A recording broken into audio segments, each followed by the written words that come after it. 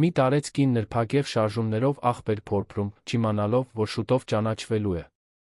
Նրան դիտող կոստյումով տղամարդը նրա որդին է, միլիոնատեր գործարար, ով կարծում էր, թե պաշտպանել է նրան։ Բայց ճշմարտությունը բացահայտելով նա հասկանում է, որ լքել է նրան, ով ամենաշատն էր սիրում իրեն, ոչինչ այլս նախկինի պես չի լինի։ Եթե այս պատմությունը ձեզ հետաքրքրեց, մի մոռացեք բաժանորդագրվել մեր ալիքին, ասեք, որ քաղաքից եք մեզ դիտում, մենք շարունակում ենք։ Խոստանում եմ, որ սա կլինի լավագույն պատմությունը, որ երբեք կլսեք ձեր կյանքում։ Երան քաղաքն արթնանում էր մարտի այդ առավոտյան, մոխրագույն երկնքի տակ։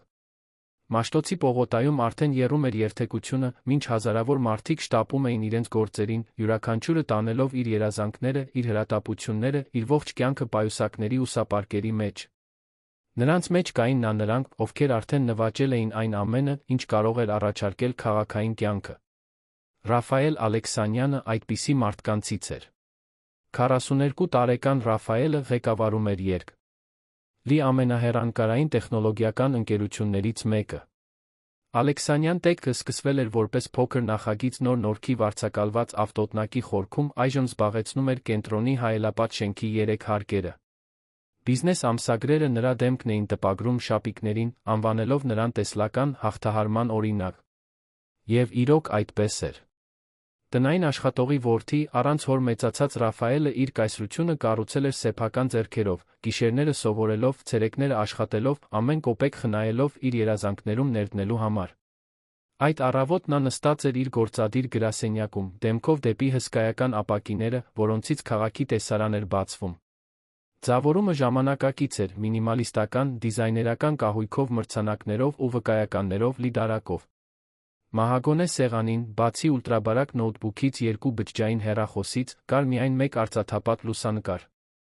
Դրանում մոտ 10 տարեկան նիհար տղա ժպտում էր միջին տարիքի կնոջ կողքին, երկուսն էլ հասարակ աղյուսե տան դիմաց։ Դա ինքն էր տիկին Լուիզան, մայրը, այն օրը, երբ նա կարողացել էր գնել այն փոքրիկ տունը, որտեղ նրանք վարձով էին ապրում։ Ռաֆայելը վերցրեց լուսանկարի շրջանակը, բութ մատով անցկացրեց մակերեսով, ինչպես միշտ անում էր, երբ դժվար որոշումներ պետք է կայացներ։ Տիկին Լուիզա։ Այն կինը, ով արթնանում էր առավոտյան 4-ին, աշխատանքի գնալուց առաջ հագուստ արդուկելու համար։ Այն կինը, ով մետաղադրամներ էր պահում թխվածքաբլիթների տուփերում, իր դպրոցական տետրերը գնելու համար։ Այն կինը, ով երբեք թույլ չէր տվել, որ սեղանից ուտելիք պակասի, նույնիսկ եթե դա նշանակում էր, որ ինքը քիչ կուտեր։ Այժմ 73 տարեկան տիկին Լուիզան ապրում էր բոլորովին այլ իրականությունում։ Ռաֆայելը նրա համար ընդարձակ բնակարան էր գնել շքեղ թաղամասում, աշխատանքի էր վերցրել տնային աշխատողի, ով պատրաստում էր նրա սիրելի ուտեստները, ապահովում էր, որ նա ունենա այն ամենը, ինչ անհրաժեշտ է։ Բայց վերջին շրջանում ինչ-որ բան անհանգստացնում էր Ռաֆայելին, այդ անհանգստությունն ուներ անուն ազգանուն՝ Մարսելա Բաղդասարյան։ Մարսելան նրա իմիջի գծով խորհրդատուն էր, աշխատանքի էր ընթո։ Ընվել 2 տարի առաջ, երբ ընկերությունը սկսեց միջազգային ճանաչում ձեռք բերել։ Էլեգանտ, խոսուն, մարքեթինգի մագիստրոսի կոչումով նախանձելի կապերի ցանցով, նա Ռաֆայելին հաջողակ գործարարից վերածել էր կորպորատիվ հայտնի անձնավորության։ Նա կազմակերպում էր նրա դասախոսությունները, ընտրում նրա հագուստը, մարզում էր նրա կեցվածքը հարցազրույցների համար, ղեկավարում էր նրա հանրային իմիջի յուրաքանչյուր մանրուք։ Եվ նա արդյունավետ էր։ Շատ արդյունավետ։ Սենյակի դուռը բացվեց նուրբ թակելուց հետո։ Մարսելան մտավ իր բնորոշ վստահ քայլվածքով, բարձրակրունկները ռիթմիկորեն թակում էին փայտե հատակը։ Նա կրում էր անթերի մոխրագույն կոստյում, պլանշետ էր տանում թիտակ։ Ռաֆայել, մենք պետք է խոսենք հինգշաբթի օրվա միջոցառման մասին։ Հայաստանի ամերիկյան արտրի պալատը հաստատել է ձեր ներկայությունը որպես գլխավոր բանախոս։ Այն ուղիղ եթերով կհեռարձակվի ավելի քան 50 երկրներում։ Ռաֆայելը գլխով արեց, դեռ բռնած լուսանկարի շրջանակը։ Հիանալի է։ Ինչ թեմա եք սահմանել։ Հաղթահարում սոցիալական պատասխանատվություն։ Հենց այն, ինչ դուք տիրապետում եք։ Մարսելան դադար տվեց, հայացքը հառելով Ռաֆայելի ձեռքի լուսանկարին։ Բայց մենք պետք է խոսենք մեկ այլ հարցի մասին։ Նա մոտեցավ, պլանշետը սեղանին դնելով, ձեռքերը ծալելով։ Ձեր մայրը, Ռաֆայել։ Նա զարմացած հայացքը բարձրացրեց։ Ինչ է մորս հետ։ Մարսելան հառաչեց, կարծես պատրաստվում էր զգայուն նորություն հաղորդել մեկին, ով չէր ցանկանում լսել։ Տեսեք, ես գիտեմ, որ սա զգայուն հարց է, բայց դուք ինձ վարձեցիք հենց նրա համար, որ ես ձեզ հետ անկեղծ լինեմ։ Եվ ճշմարտությունն այն է, որ նրա ներկայությունը հանրային միջոցառումներում սկսում է վնասել ձեր իմիջին։ Ռաֆայելը սրտի ցավ զգաց։ Լուսանկարի շրջանակը ավելի ուժեղ դրեց սեղանին, քան մտադրված էր։ Վնասել իմ իմիջին։ Մարսելա, դուք խոսում եք այն կնոջ մասին, ով ինձ մենակ մեծացրել է, ով ամբողջ կյանքում աշխատել է, որ ես կարողանամ սովորել։ Ես դա գիտեմ, հենց դրա համար էլ ձեր պատմությունն այդքան ոգեշնչող է։ Բայց Ռաֆայել, մտածեք ինձ հետ։ Մարսելան աթոռ քաշեց նստեց, թեթակի առաջ թեքվելով։ Վերջին բարեգործական միջոցառմանը ձեր այրը հայտնվեց այդ հասարակ ծաղկավոր զգեստով, կամաց խոսելով, ակնհայտորեն անհարմար զգալով միջավայրում։ Լուսանկարները շրջանառվեցին սոցիալական ցանցերում, մեկնաբանությունները բարդ էին։ Ինչ տեսակի մեկնաբանություններ։ Մարսելան ապակողպեց պլանշետը, ցույց տվեց մի քանի սքրինշոտ։ Ռաֆայելը կարդաց լռության մեջ։ Ամեն ինչ կար։ Ոմանք մեկնաբանում էին, որ նրա հագուստը անհամապատասխան է այդ մակարդակի միջոցառման համար։ Ուրիշներն ծաղրում էին նրա ամաչկոտ պահվածքը։ Կային նույնիսկ նրանք, ովքեր կասկածում էին, արդյոք դա իսկապես նրա մայրն էր, թե պարզապես մի տարեց կին, ում նա բերել էր, իր համեստ մարդու իմիջը բարելավելու համար։ Ռաֆայելը զայրույթ զգաց կոկորդում, բայց Մարսելան շարունակեց նախքան նա կկարողանար պատասխանել։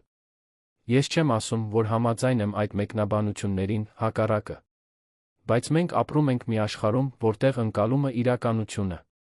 Դուք պատրաստվում եք միլիոնավոր դոլարների միջազգային համաձայնագրեր կնքել։ Արտասահմանյան ներդրողները կգնահատեն յուրաքանչյուր մանրուք։ Եվ ցավոք, Ռաֆայել, ձեր մայրը փոխանցում է մի իմիջ, ինչպես ասեմ։ Անցյալի, որը գուցե ավելի լավ է պահել անձնական, առնվազն առայժմ։ Ռաֆայելը հետ քաշեց աթոռը, վեր կացավ, մոտենալով պատուհանին։ Ներքում քաղաքը շարունակում էր իր խելահեղ վազքը։ Միլիոնավոր մարդիկ պայքարում էին արի տակ իրենց տեղի համար։ Քանիսն էին նրանցից ամեն օր զոհաբերում իրենց սկզբունքները հաջողության անունով։ Քանիսն էին թաքցնում իրենց ծագումը, ամաչում իրենց ընտանիքներից, դավաճանում իրենց արժեքները հանուն առաջխաղացման, պայմանագրի, ծափահարության։ Նա իմ մայրն է, Մարսելա։ Ես չեմ թաքցնի նրան, կարծես նա ամոթի պատճառ լինի։ Մարսելան նույնպես վեր կացավ, մոտենալով նրան ըմբռնող ժպիտով։ Ոչ ոք չի խնդրում ձեզ դա անել։ Ես պարզապես առաջարկում եմ պաշտպանել նրա գաղտնիությունը։ Եվ նա ձերը։ Մտածեք լավ, Ռաֆայել։ Նա 73 տարեկան է, ունի բարձր ճնշում, այդ արթրոզը ծնկներում։ Այս միջոցառումները հոգնեցուցիչ են, սթրեսային։ Նա ժամերով կանգնած է մնում, շրջապատված անծանոթներով, աղմկոտ միջավայրերում։ Չեք կարծում, որ նրա համար ավելի լավ կլինի ունենալ ավելի շատ հարմարավետություն, ավելի շատ հանգստություն։ Ռաֆայելը շրջվեց, նրան նայելու։ Եվ ինչ եք առաջարկում։ Մարսելան խորը շունչ քաշեց, կարծես պատրաստվում էր ներկայացնել մի լուծում, որը նա վաղուց էր պլանավորել։ Ես գիտեմ մի հիանալի հանգստյան տուն Դիլիջանում։ Դա թաքնված, բացառիկ վայր է, շրջապատված բնությամբ։ Այն ունի 24-ժամյա բժշկական անձնակազմ, սննդաբան, ֆիզիոթերապևտ, ժամանցային գործունեություն։ Դա գործնականում հանգստյան տուն է։ Ձեր մայրը կստանար այն բոլոր խնամքը, որին արժանի է, հեռու քաղաքի սթրեսից, հանրային ցուցադրումից։ Եվ դուք հանգիստ կլինեիք, իմանալով, որ նա շատ լավ խնամվում է։ Մայրս երեխա չէ, որին պետք է հիվանդանոց տեղափոխել։ Դա հոսպիտալացում չէ, Ռաֆայել։ Դա խնամք է։ Դա սեր է։ Դա դուք եք, ով ապահովում է, որ նա իր կյանքի լավագույն տարիներն անցկացնի անվտանգ հարմարավետ միջավայրում։ Նա դադար տվեց, թույլ տալով խոսքերին թափանցել։ Եվ եկեք անկեղծ լինենք, դուք ավելի շատ ժամանակ եք անցկացնում ճանապարհորդելով, քան երանում։ Հաջորդ շաբաթ դուք կոնֆերանս ունեք Փարիզում, հետո կգնաք Բեռլին, հետո Դուբայ։ Ձեր մայրը մենակ է մնում բնակարանում, տնային աշխատողի հետ, հեռուստացույց դիտելով։ Իսկապես կարծում եք, որ սա նրա համար կյանքի որակ է։ Ռաֆայելը նորից նայեց դրսի քաղաքին։ Մարսելան որոշ կետերում ճիշտ էր։ Նա իսկապես շատ էր ճանապարհորդում։ Վերջին 6 ամիսներին նա ավելի շատ ժամանակ էր անցկացրել ինքնաթիռներում, հյուրանոցներում, քան տանը։ Երբ նա երանում էր, գրաֆիկն այնքան խիտ էր, որ մորը այցելում էր միայն կիրակի օրերին, նույնիսկ այդ ժամանակ հաճախ ստիպված էր լինում շտապել, որը հրատապ խնդիր լուծելու համար։ Տիկին Լուիզան երբեք չէր բողոքում, բայց նա տեսնում էր մենակությունը նրա աչքերում։ Տեսնում էր, թե ինչպես էր նա փորձում այցը ավելի երկարացնել, սուրճ, թխվածքաբլիթներ առաջարկելով, հարցնելով նրա աշխատանքի մանրամասների մասին, զրույցը երկարացնելու համար։ Գուցե նա իսկապես ավելի լավ կլիներ մի վայրում, որտեղ կային իր տարիքի այլ մարդիկ, գործունեություն, մշտական ուշադրություն։ Գուցե նա եսասեր էր, նրան երանում պահելով միայն այն պատրանքի համար, որ նա լավ էր խնամում նրան։ Որքան է արժե այդ հանգստյան տունը։ Մարսե։ Լան աննկատ ժպտաց։ Նրան հաջողվել էր կասկածի սերմը ցանել։ Ներդրումը մեծ է, բայց ոչինչ, որ կվնասի ձեր ֆինանսներին։ Ամսական մոտ 300,000 դրամ, ամեն ինչ ներառված։ Բժշկական օգնություն, հատուկ սնունդ, թերապևտիկ գործունեություն, ամենալավը։ Ռաֆայելը մտովի հաշվարկեց։ Թանկ էր, բայց նա կարող էր վճարել։ Եվ եթե դա իսկապես կյանքի ավելի լավ որակ ապահովեր մոր համար, գուցե արժեր։ Ես պետք է մտածեմ։ Իհարկե։ Մարսելան թեթակի ձեռքը դրեց նրա ուսին, մի ժեստ, որը նպատակ ուներ համերաշխ լինել, բայց նա նուրբ ճնշում էր պարունակում։ Բայց շատ մի ուշացրեք, Ռաֆայել։ Այդ հանգստյան տան համար սպասողների ցուցակը երկար է։ Ես տեղ գտա, քանի որ այնտեղ կապեր ունեմ, բայց այն հավերժ հասանելի չի մնա։ Հաջորդ օրերի ընթացքում Ռաֆայելը սուզվեց աշխատանքի մեջ, որոշումը հետաձգելու համար։ Անվերջ հանդիպումներ, ներդրողների համար շնորհանդեսներ, լրատվամիջոցների համար հարցազրույցներ։ Մարսելան միշտ մոտ էր, ամեն ինչ կազմակերպելով զինվորական ճշգրտությամբ։ Եվ միշտ, ռազմավարական պահերին, նա շոշափում էր հանգստյան տան թեման։ Ցույց էր տալիս վայրի լուսանկարներ, բոլորը խնամքով ընտրված։ Ծաղկած այգիներ, ընդարձակ սենյակներ, լեռների տեսարանով, հարմարավետ հանգստի սրահներ, ժպտացող տարեցներ, ժամանցային գործունեության ընթացքում։ Տեսեք, որքան գեղեցիկ է, Ռաֆայել։ Ձեր մայրը կսիրեր այս նկարչական արվեստանոցը։ Միշտ էլ ցանկացել է ժամանակ ունենալ հոբբիների համար, չէ՞։ Կամ էլ այս ձմեռային այգին կատարյալ է արթրոզ ունեցողների համար։ Խոնավության վերահսկումը շատ է օգնում հոդերին։ Մինչ հինգշաբթի երեկոյան, հատկապես հոգնեցուցիչ դասախոսությունից հետո, Ռաֆայելը տուն վերադարձավ հյուծված։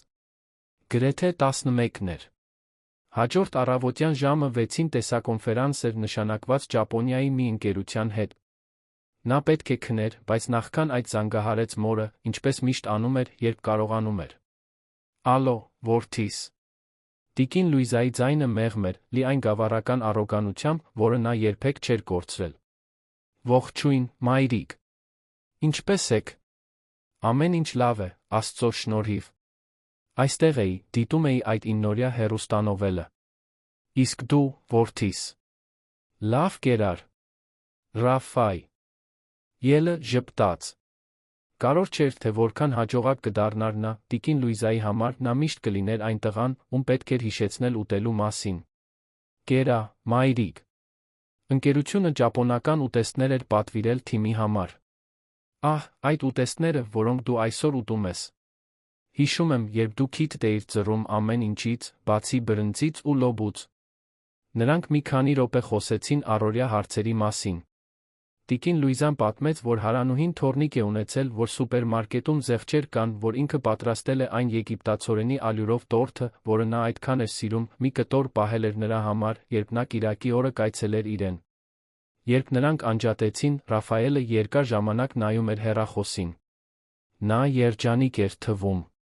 Լավ էր թվում։ Բայց արդյոք իսկապես այդպես էր։ Թե… Նա պարզապես սովոր էր չբողոքել, ոչ ոքի համար բեռ չլինել, ինչպես արել էր ամբողջ կյանքում։ Ուրբաթ առավոտյան տեսակոնֆերանսից հետո Մարսելան հայտնվեց նրա սենյակում, փաստաթղթերի թղթապանակով։ Հաջողվեց, Ռաֆայել։ Տեղը դեռ հասանելի է, բայց ինձ պատասխան է պետք մին։ Չերկուշաբթի։ Նա բացեց թղթապանակը նրա սեղանին։ Տեսեք, արդեն պատրաստել եմ բոլոր պայմանագրերը։ Պարզապես պետք է ստորագրեք։ Ես ինքս կհամակարգեմ ամբողջ տեղափոխությունը, կխոսեմ ձեր մոր հետ, ամեն ինչ կբացատրեմ նրան։ Դուք ոչ մի բանի համար պետք է չանհանգստանաք։ Եվ կարող եք այցելել նրան, երբ ցանկանաք, իհարկե։ Ռաֆայելը թերթեց թղթերը։ Ամեն ինչ շատ լավ կազմակերպված էր թվում։ Մարսելան իսկապես արդյունավետ էր։ Կար նույնիսկ մանրամասն ժամանակացույց, թե ինչպես կլինի տիկին Լուիզայի հարմարվողականությունը նոր միջավայրին, հոգեբանական աջակցությամբ այլն։ Իսկ եթե մայրս չցանկանա գնալ, ինչու նա չէր ուզի։ Մարսելան բարձրացրեց հոնքերը։ Ռաֆայել, դուք նրան հիանալի վայր եք առաջարկելու, ամբողջ հարմարավետությամբ, անվտանգությամբ։ Դուք կշարունակեք լինել այն նվիրված որդին, ինչ միշտ եղել եք, պարզապես ապահովելով նրա համար կյանքի էլ ավելի լավ որակ։ Ցանկացած մայր ուրախ կլինի դրանից։ Նա ռազմավարական դադար տվեց։ Եվ մտածեք ձեր գրաֆիկի մասին։ Հաջորդ շաբաթ դուք գնում եք Փարիզ, մեկ շաբաթ բացակայում եք։ Ձեր մայրը 74-ամյակը կանցկացնի մենակ, միայն տնային աշխատողի հետ։ Իսկապես դա եք ուզում։ Ռաֆայելը մեղքի ծանրություն զգաց։ Ճիշտ էր։ Մոր ծննդյան օրը հաջորդ երեքշաբթի էր, նա կլիներ Փարիզում, կնքելով մի պայմանագիր, որը ամիսներ շարունակ քննարկվում էր։ Նա արդեն փորձել էր հետաձգել ուղղորությունը, բայց դա անհնար էր։ Ամերիկյան ներդրողները գրաֆիկային ճկունություն չունեին։ Կմտածեմ շաբաթվա վերջին։ Բայց նա արդեն գիտեր, թե որն էր լինելու իր որոշումը։ Մեղքը, հոգնածությունը, Մարսելայի մշտական ճնշումը, ամեն ինչ դավադրաբար համադրվում էր, որպեսզի նա հավատա, որ ճիշտ բան էր անում։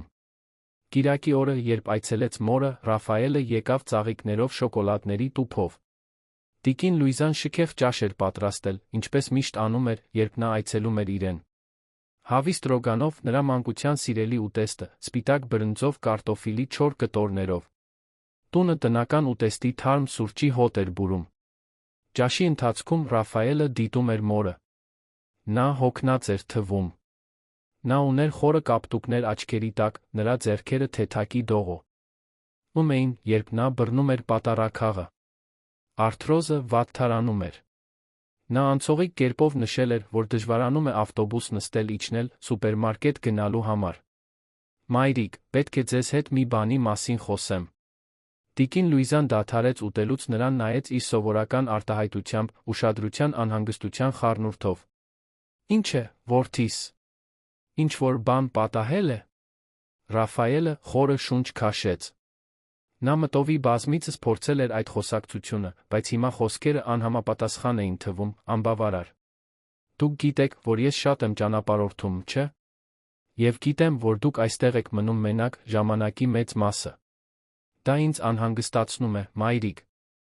Ահ, որդիս, բայց ես լավ եմ։ Ունեմ Ժաննային, ով ամեն օր գալիս է ուտելիք պատրաստելու տունը մաքրելու։ Ունեմ հարանուհիներին։ Ես լավ եմ։ Ես գիտեմ, բայց… Ռաֆայելը առանց ուտելու խառնեց ափսեի մեջ։ Ես հայտնաբերեցի մի անհավանական վայր Դիլիջանում։ Դա մասնագիտացված հանգստյան տուն է տարեց մարդկանց խնամքի համար։ Դա ծերանոց չէ, ոչ։ Դա ռեզորտի նման է։ Ունի բժիշկներ, բուժքույրեր, գործունեություն, գեղեցիկ այգիներ։ Դուք կսիրեիք այն։ Տիկին Լուիզան լուռ մնաց մի պահ, որը թվաց հավերժական։ Ապա հայացքը իջեցրեց ափսեին։ Դու ուզում ես ինձ տեղավորել, այդպես չէ։ Ոչ, մայրիկ։ Դա տեղավորում չէ։ Ռաֆայելը բռնեց նրա ձեռքը սեղանին։ Դա խնամք է։ Դա ապահովում է, որ դուք ունենաք այն բոլոր հարմարավետությունը, օգնությունը, որին արժանի եք։ Եվ ես կարող եմ այցելել, երբ ցանկանամ։ Բայց ես սիրում եմ այստեղ ապրել, որդիս։ Ես ճանաչում եմ շենքի բոլորին, գնում եմ անկյունի խանութը, խոսում եմ պարոն Մարիոյի հետ թերթի կրպակից։ Սա իմ կյանքն է։ Ռաֆայելը սրտի ցավ զգաց, բայց Մարսելայի ձայնը արձագանքում էր նրա մտքում։ Դա հանուն նրա բարօրության էր։ Դա պաշտպանություն էր։ Դա սեր էր։ Մայրիկ, դուք ավելին եք արժանի, քան այստեղ մենակ մնալը, մինչ ես ճանապարհորդում եմ ողջ աշխարհով։ Դուք արժանի եք ունենալ ձեր տարիքի ընկերություն, զբաղվել գործունեությամբ, իսկապես խնամվել։ Եվ Դիլիջանում կլիման ավելի մեղմ է, դա լավ կլինի ձեր արթրոզի համար։ Տիկին Լուիզան անմիջապես չպատասխանեց։ Նրա աչքերը լցվեցին արցունքներով, բայց նա արագ թարթեց, ինչպես միշտ արել էր, երբ չէր ցանկանում նրան անհանգստացնել իր զգացմունքներով։ Եթե դա եք կարծում ավելի լավ, որդիս։ Այդ արտահայտությունը Ռաֆայելի գլխում արձագանքում էր ամբողջ շաբաթ։ Նա չէր ասել, որ ուզում է գնալ։ Նա պարզապես համաձայնվել էր, քանի որ կարծում էր, որ դա էր այն, ինչ նա էր ուզում։ Եվ գուցե դա իսկապես լավագույնն էր։ Գուցե նա լավ որդի էր, ապահովելով, որ մայրը մասնագիտացված խնամք ստանա։ Երկուշաբթի առավոտյան նա ստորագրեց պայմանագրերը, որոնք Մարսելան պատրաստել էր։ Դրանք մի քանի փաստաթղթեր էին։ Լիազորագիր, որպեսզի Մարսելան կարողանա ամեն ինչով զբաղվել իր անունից, քանի որ նա ճանապարհորդելու էր։ Ավտոմատ ամսական վճարումների թույլտվություն։ Պատասխանատվության պայմաններ։ Ռաֆայելն ամեն ինչ արագ ստորագրեց, վստահելով իր խորհրդատուի արդյուն։ Ավետությանը։ Կարող եք ինձ թողնել, Ռաֆայել։ Ես անձամբ կհոգամ ամեն ինչի մասին։ Ձեր մայրը լավ ձեռքերում կլինի։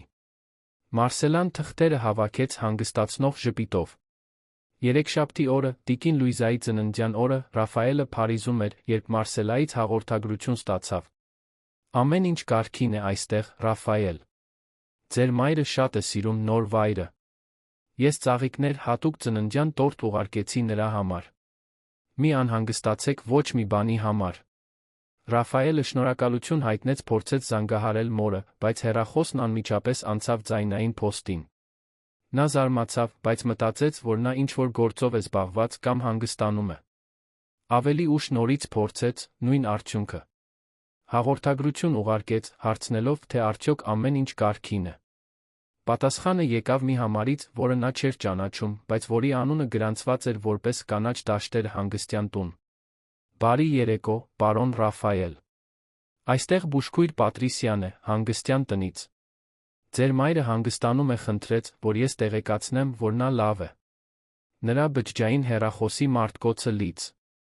Քաթափվել է, մենք դեռ չենք գտել լիցքավորիչը տեղափոխության ժամանակ եկած իրերի մեջ։ Վաղը կլուծենք դա։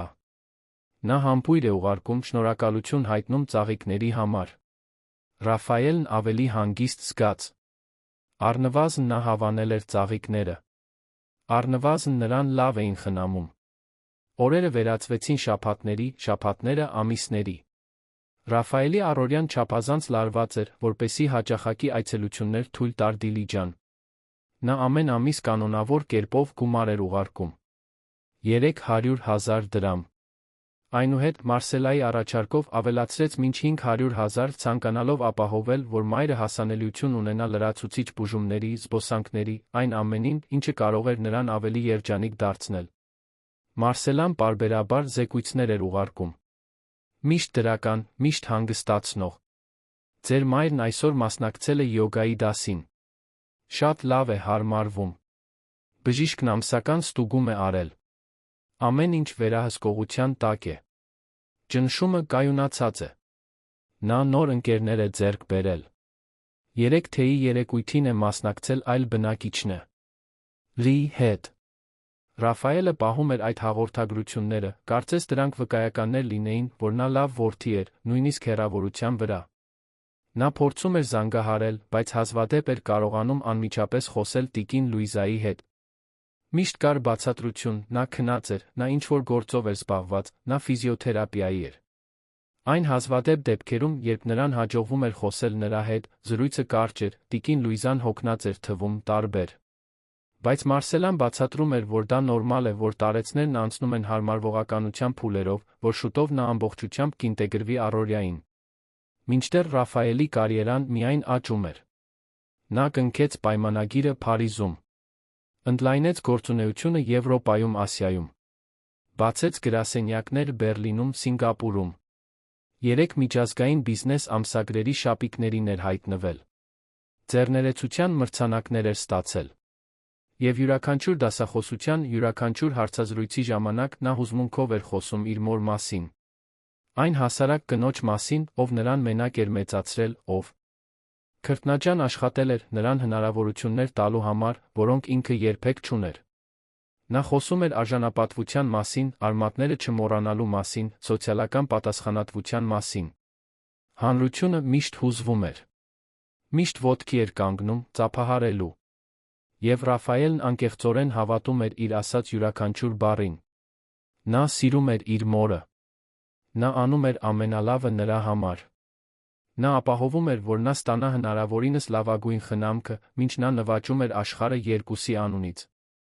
Տիկին Լուիզայի դիլիջան տեղափոխվելուց 6 ամիս անց Ռաֆայելը հրավիրվեց որպես գլխավոր բանախոս Երանում կայանալիք բարեգործական միջոցառմանը։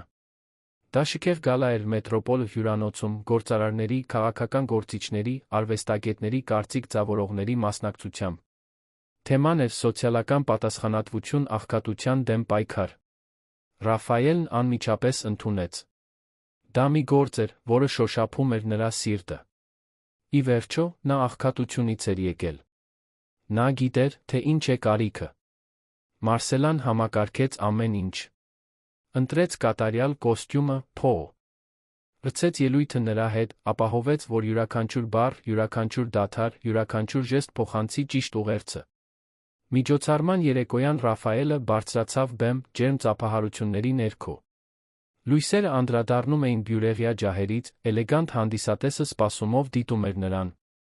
Նա սկսեց իր ելույթը, խոսելով նոր նորքում իր մանկության դժվարությունների, մոր մասին, ով երբեք չհանձնվեց։ Նրա ձայնը խեղդվում էր ճիշտ պահերին, նրա աչքերը փայլում էին անկեղծ հուզմունքից, երբ նա խոսում էր արժանապատվության հնարավորությունների մասին։ Նա անմիջապես 100,000 դրամ նվիրաբերեց այդ երեկո բացվող նախագծին, կարիքավոր համայնքների երիտասարդների համար մասնագիտական վերապատրաստման ծրագրին։ Հանդիսատեսը ոտքի կանգնեց, ծափահարելով։ Ռաֆայելը իջավ բեմից, շրջապատված շնորհավորանքներով, ձեռքսեղմումներով, սելֆիի խնդրանքներով։ Մարսելան շողշողում էր նրա կողքին, կազմակերպելով փոխգործակցությունները, ապահովելով, որ նա խոսի ճիշտ մարդկանց հետ, կապեր հաստատի կարևոր անձանց հետ։ Երբ վերջապես կարողացավ դուրս գալ հյուրանոց։ Ից կեսգիշերն անց էր։ Նա հոգնած էր, բայց գոհ։ Լավ երեկո էր անցել։ Նա զգաց, որ իսկապես փոփոխություն էր կատարել։ Նա թուլացրեց փողկապը, երբ քայլում էր դեպի մեքենան, ավտոկայանատեղիում։ Հենց այդ ժամանակ նա տեսավ։ Հյուրանոցի կողքի փոքրիկ նրբանցքում, աղբամանների մոտ, մի կերպար դանդաղ շարժվում էր։ Դա տարեց կին էր, տարիքից կորացած, հագած պատռված մաշված հագուստ։ Նա մանրակրկիտ շարժումներով փորփրում էր աղբամաններից մեկը, ինչպես մեկը, ով բանջարեղեն է ընտրում շուկայում։ Նա առանձնացնում էր պլաստիկ շշեր, ըմպելիքի բանկաներ, ամեն ինչ, ինչ կարող էր վաճառել վերամշակման համար։ Ռաֆայելը պատրաստվում էր շարունակել իր ճանապարհը, երբ ինչ-որ բան ստիպեց նրան կանգ առնել։ Դա այն էր, թե ինչպես էր նա շարժում ձեռքերը։ Մի հատուկ, նրբագեղ ժեստ, որը նա լավ էր ճանաչում։ Այն ձ, թե ինչպես էր նա թեթակի թեքում գլուխը ձախ կողմ, երբ ինչ-որ բանի վրա էր կենտրոնանում։ Նրա սիրտը թռավ։ Չէր կարող լինել։ Անհնար էր։ Նա դանդաղ մոտեցավ, կարծես երազի մեջ լիներ։ Կամ մղձավ անջի։ Ամեն քայլափոխի կերպարն ավելի հստակ էր դառնում սյունի։ Թույլ լույսի տակ։ Գորշ, անհարթ մազերը։ Կորացած մեջքը։ Կոշտացած կեղտոտ ձեռքերը։ Կինը, հավանաբար, զգաց նրա ներկայությունը, քանի որ շրջվեց։ Եվ ապա նրանց հայացքները հանդիպեցին։ Եվ Ռաֆայել Ալեքսանյանի աշխարհն ամբողջությամբ փլուզվեց։ Դա տիկին Լուիզան էր։ Նրա մայրը։ Ժամանակը կարծես սառել էր։ Ռաֆայելը կաթվածահար էր, անկարող մարսելու այն, ինչ տեսնում էին նրա աչքերը։ Այդ փխրուն, կեղտոտ կինը, ով աղբ էր փորփրում կեսգիշերին, չէր կարող լինել իր մայրը։ Չէր կարող լինել նույն տիկին Լուիզան, ով պետք է լիներ Դիլիջանում, շքեղ հանգստյան տանը, մասնագետների կողմից խնամված։ Բայց դա նա էր։ Այդ հոգնած աչքերը, որոնք նրան էին նայում, նույն աչքերն էին, որոնք նրան օրորել էին մանուկ հասակում, որոնք ուրախությունից լացել էին նրա ավարտական երեկոյին, որոնք հպարտությունից փայլել էին, երբ նա բացել էր իր առաջին ընկերությունը։ Մայրիկ։ Ռաֆայելի ձայնը խեղդված շշուկի պես դուրս եկավ։ Տիկին Լուիզան բաց թողեց իր բռնած պլաստիկ շիշը։ Նրա ոտքերը թուլացան, նա ստիպված էր հենվել աղբամանին, որպեսզի չընկնի։ Ձեռքը դրեց դեմքին։ Կարծես կարող էր ջնջել այն, ինչ կատարվում էր, կարծես կարող էր այդ պահն ավելի քիչ իրական, ավելի քիչ ցավոտ դարձնել։ Ռաֆայել։ Նրա ձայնը ընդամենը թել էր, կոտրված հուզմունքից, հյուծվածությունից։ Նա վազեց դեպի նրան, դողացող ձեռքերով բռնելով նրա ուսերը։ Մոտիկից իրավիճակն էլ ավելի վատ էր։ Տիկին Լուիզայի դեմքը նիհարած էր, բերանի անկյուններում վերքերով։ Նրա հագուստը կտորտանքներ էին, վատ կարված, ցեխոտ բորբոսի հոտով։ Նրա մազերը, որոնք նախկինում միշտ հարթարված էին, խճճված էին անկենդան։ Բայց ամենավատը նրա ոտքերն էին։ Նա հագել էր մաշված ռետինե հողաթափեր, Ռաֆայելը կարող էր տեսնել բշտիկներ, բաց վերքեր, նշաններ, որ նա ամեն օր կիլոմետրեր էր քայլում։ Ինչ պատահեց։ Ինչ եք անում այստեղ։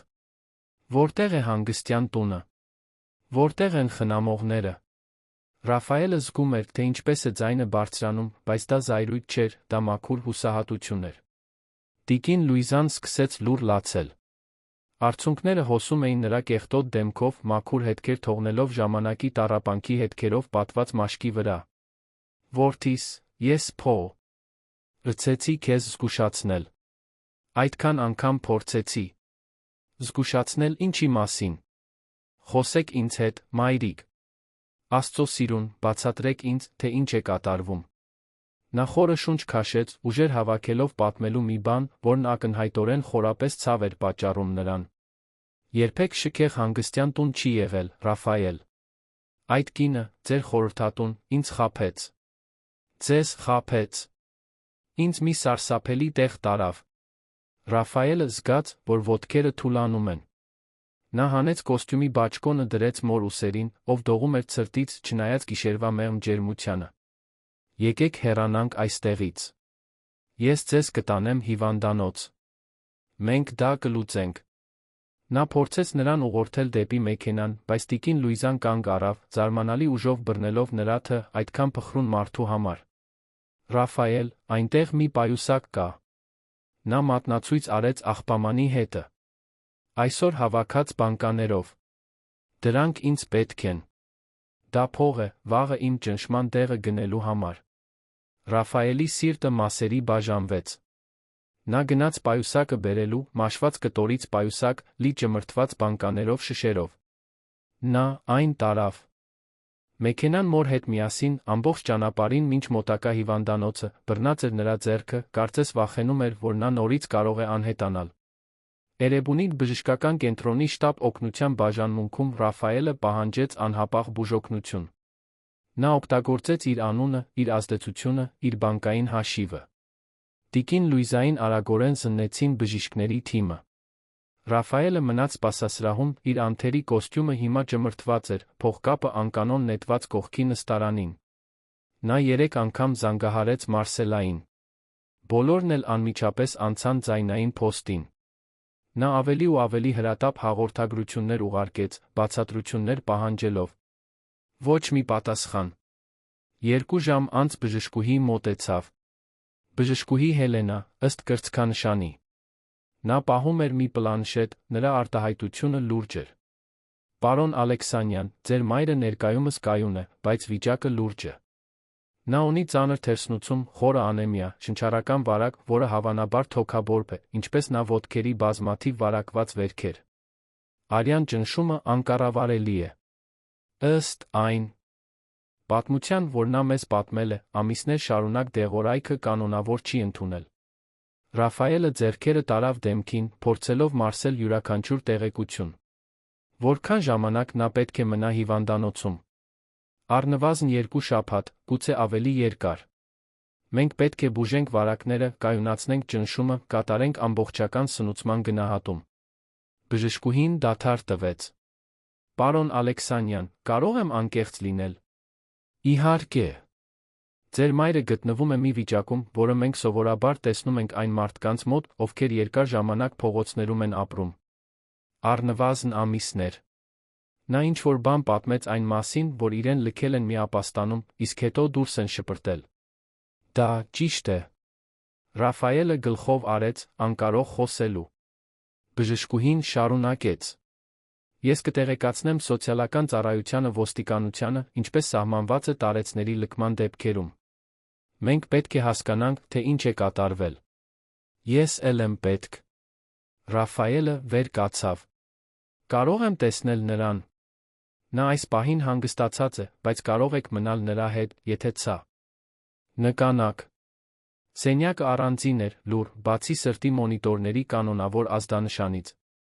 Տիկին Լուիզան քնած էր, միացված կաթիլայիններին սարքավորումներին։ Մեկը լվացել էր նրա դեմքը, փոխել նրա հագուստը հիվանդանոցային խալաթներով։ Նույնիսկ այդպես նա այնքան փխրուն, այնքան փոքր էր թվում այդ մեծ ու սպիտակ մահճակալում։ Ռաֆայելը աթոռ քաշեց նստեց նրա կողքին, նրբորեն բռնելով նրա ձեռքը, որպեսզի չանջատի սենսորների լարերը։ Նա մնաց այնտեղ, դիտելով նրա դեմքը, տեսնելով այն հետքերը, որոնք թողել էր տառապանքը։ Եվ ապա, մենակ այդ ստերիլ սենյակում, Ռաֆայել Ալեքսանյանը, հաջողակ գործարարը, ոգեշնչող բանախոսը, տեխնոլոգիայի տեսլականը, արցունքների մեջ կորավ։ Նա լացեց այն ամենի համար, ինչ թույլ էր տվել, որ պատահի։ Նա լացեց Մարսելայի նկատմամբ իր կույր վստահության համար։ Նա լացեց կեղծ հաղորդագրությունների, ստահոդ զեկույցների, այն ամիսների համար, երբ մայրը տառապում էր, մինչ ինքը մարդկային արժանապատվության մասին էր խոսում աշխարհի հինգաստղանի հյուրանոցներում։ Նա լացեց, որ մինչ նա 100,000 դրամ էր նվիրաբերում սոցիալական նախագծերին այդ նույն երեկոյան, իր սեփական մայրը աղբ էր փորփրում ընդամենը մի քանի մետր հեռավորության վրա։ Ներիր, մայրիկ։ Նա շշնջաց հեկեկոցների միջից։ Ներիր ինձ ամեն ինչի համար։ Նա ամբողջ գիշեր մնաց այնտեղ, հրաժարվելով հեռանալ նույնիսկ այն ժամանակ, երբ բուժքույրերը խորհուրդ տվեցին նրան տուն գնալ հանգստանալու։ Միայն երբ առը սկսեց ծագել, առավոտյան թույլ լույսը բերելով սենյակի վարագույրների միջով, տիկին Լուիզան սկսեց արթնանալ։ Նա դանդաղ բացեց աչքերը, շփոթված միջավայրից։ Երբ տեսավ Ռաֆայելին իր կողքին, նրա դեմքին հայտնվեց թեթացման վախի խառնուրդ։ Դու դեռ այստեղ ես։ Ես չեմ հեռանա, մայրիկ։ Երբեք այլս ձեզ մենակ չեմ թողնի։ Տիկին Լուիզան փորձեց նստել, բայց Ռաֆայելը նրբորեն կանխեց նրան։ Մնացեք պառկած։ Դուք պետք է ապաքինվեք։ Եվ պետք է ինձ պատմեք այն ամենը, ինչ պատահել է։ Ամեն ինչ, մայրիկ։ Սկզբից։ Եվ ապա, դեռ թույլ, բայց լսվելու վճռականությամբ ամուր ձայնով, տիկին Լուիզան սկսեց պատմել իր մղձավանջը։ Նա պատմեց, որ երբ Մարսելան հայտնվեց բնակարանում, իրեն տանելու, բերել էր 2 տղ։ Ամարդու, ովքեր ներկայացել էին որպես հանգստյան տան վարորդներ։ Նրանք քաղաքավարի էին, բայց շտապող։ Տիկին Լուիզան հազիվ էր հասցրել վերցնել իր ամենակարևոր իրերը։ Մարսելան ասել էր, որ շատ բան տանելու կարիք չկա, որ այնտեղ ամեն ինչ նոր կլինի, ամենալավը։ Ճանապարհը երկար էր, բայց ոչ դիլիջան։ Մեքենան շարժվեց դեպի հարավային Երանի ծայրամասերը, ավելի ու ավելի հեռու շքեղ թաղամասերից։ Տիկին Լուիզան սկսեց տարօրինակ զգալ, բայց Մարսելան, ով նստած էր արջի նստարանին, ասում էր, որ դա այլընտրանքային ճանապարհ է, խցանումներից խուսափելու համար։ Երբ նրանք վերջապես կանգ առան, դա մի հին ու վատ պահպանված շենքի դիմաց էր, ճաղերով պատուհաններին մաշված ցուցանակով, Սուրբ Գրիգոր Լուսավորիչը համայնքային ապաստան։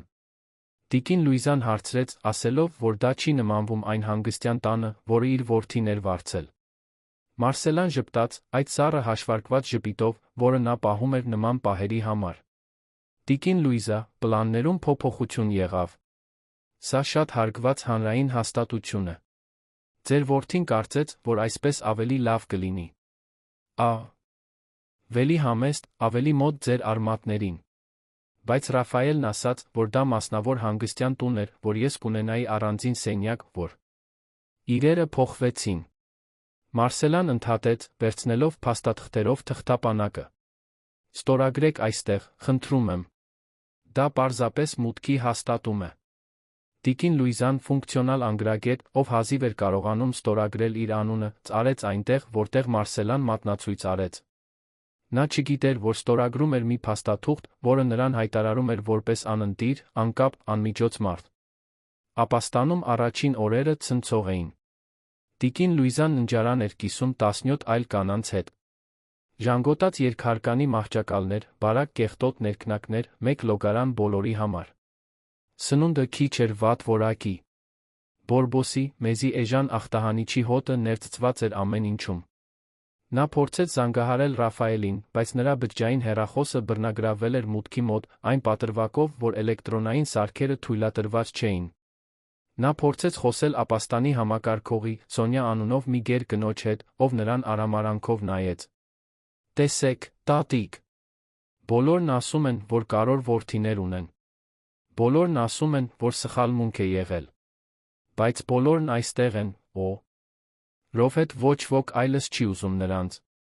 Ավելի լավ է շուտ ընդունեք ձեր իրավիճակը»։ Տիկին Լուիզան փորձեց ապացուցել իր ինքնությունը, բայց բոլոր փաստաթղթերը մնացել էին բնակարանում։ Առանց անձնագրի, առանց սոցիալական քարտի, առանց որևէ բանի, որը կհաստատեր, թե ով էր նա։ Եվ նույնիսկ եթե ունենար, ով կհավատար, որ միլիոնատեր գործարարի մայրը լքված է հանրային ապաստանում։ Նա շաբաթներ անցկացրեց, փորձելով կապ հաստատել արտաքին աշխարհի հետ։ Խնդրեց օգտագործել ապաստանի հեռախոսը, բայց միշտ մերժվում էր։ Գրեց նամակներ Ռաֆայելի ընկերության հասցեով, բայց երբեք վստահ չէր, թե արդյոք դրանք ուղարկվել են։ Նա փորձեց օգնություն խնդրել այլ բնակիչներից, բայց բոլորը սուզված էին իրենց սեփական տառապանքների մեջ։ Ապաստանը հուսահատության վայր էր։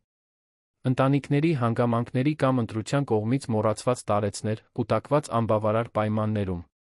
Շատերն ունեին լուրջ առողջական խնդիրներ, չէին ստանում համապատասխան բուժում։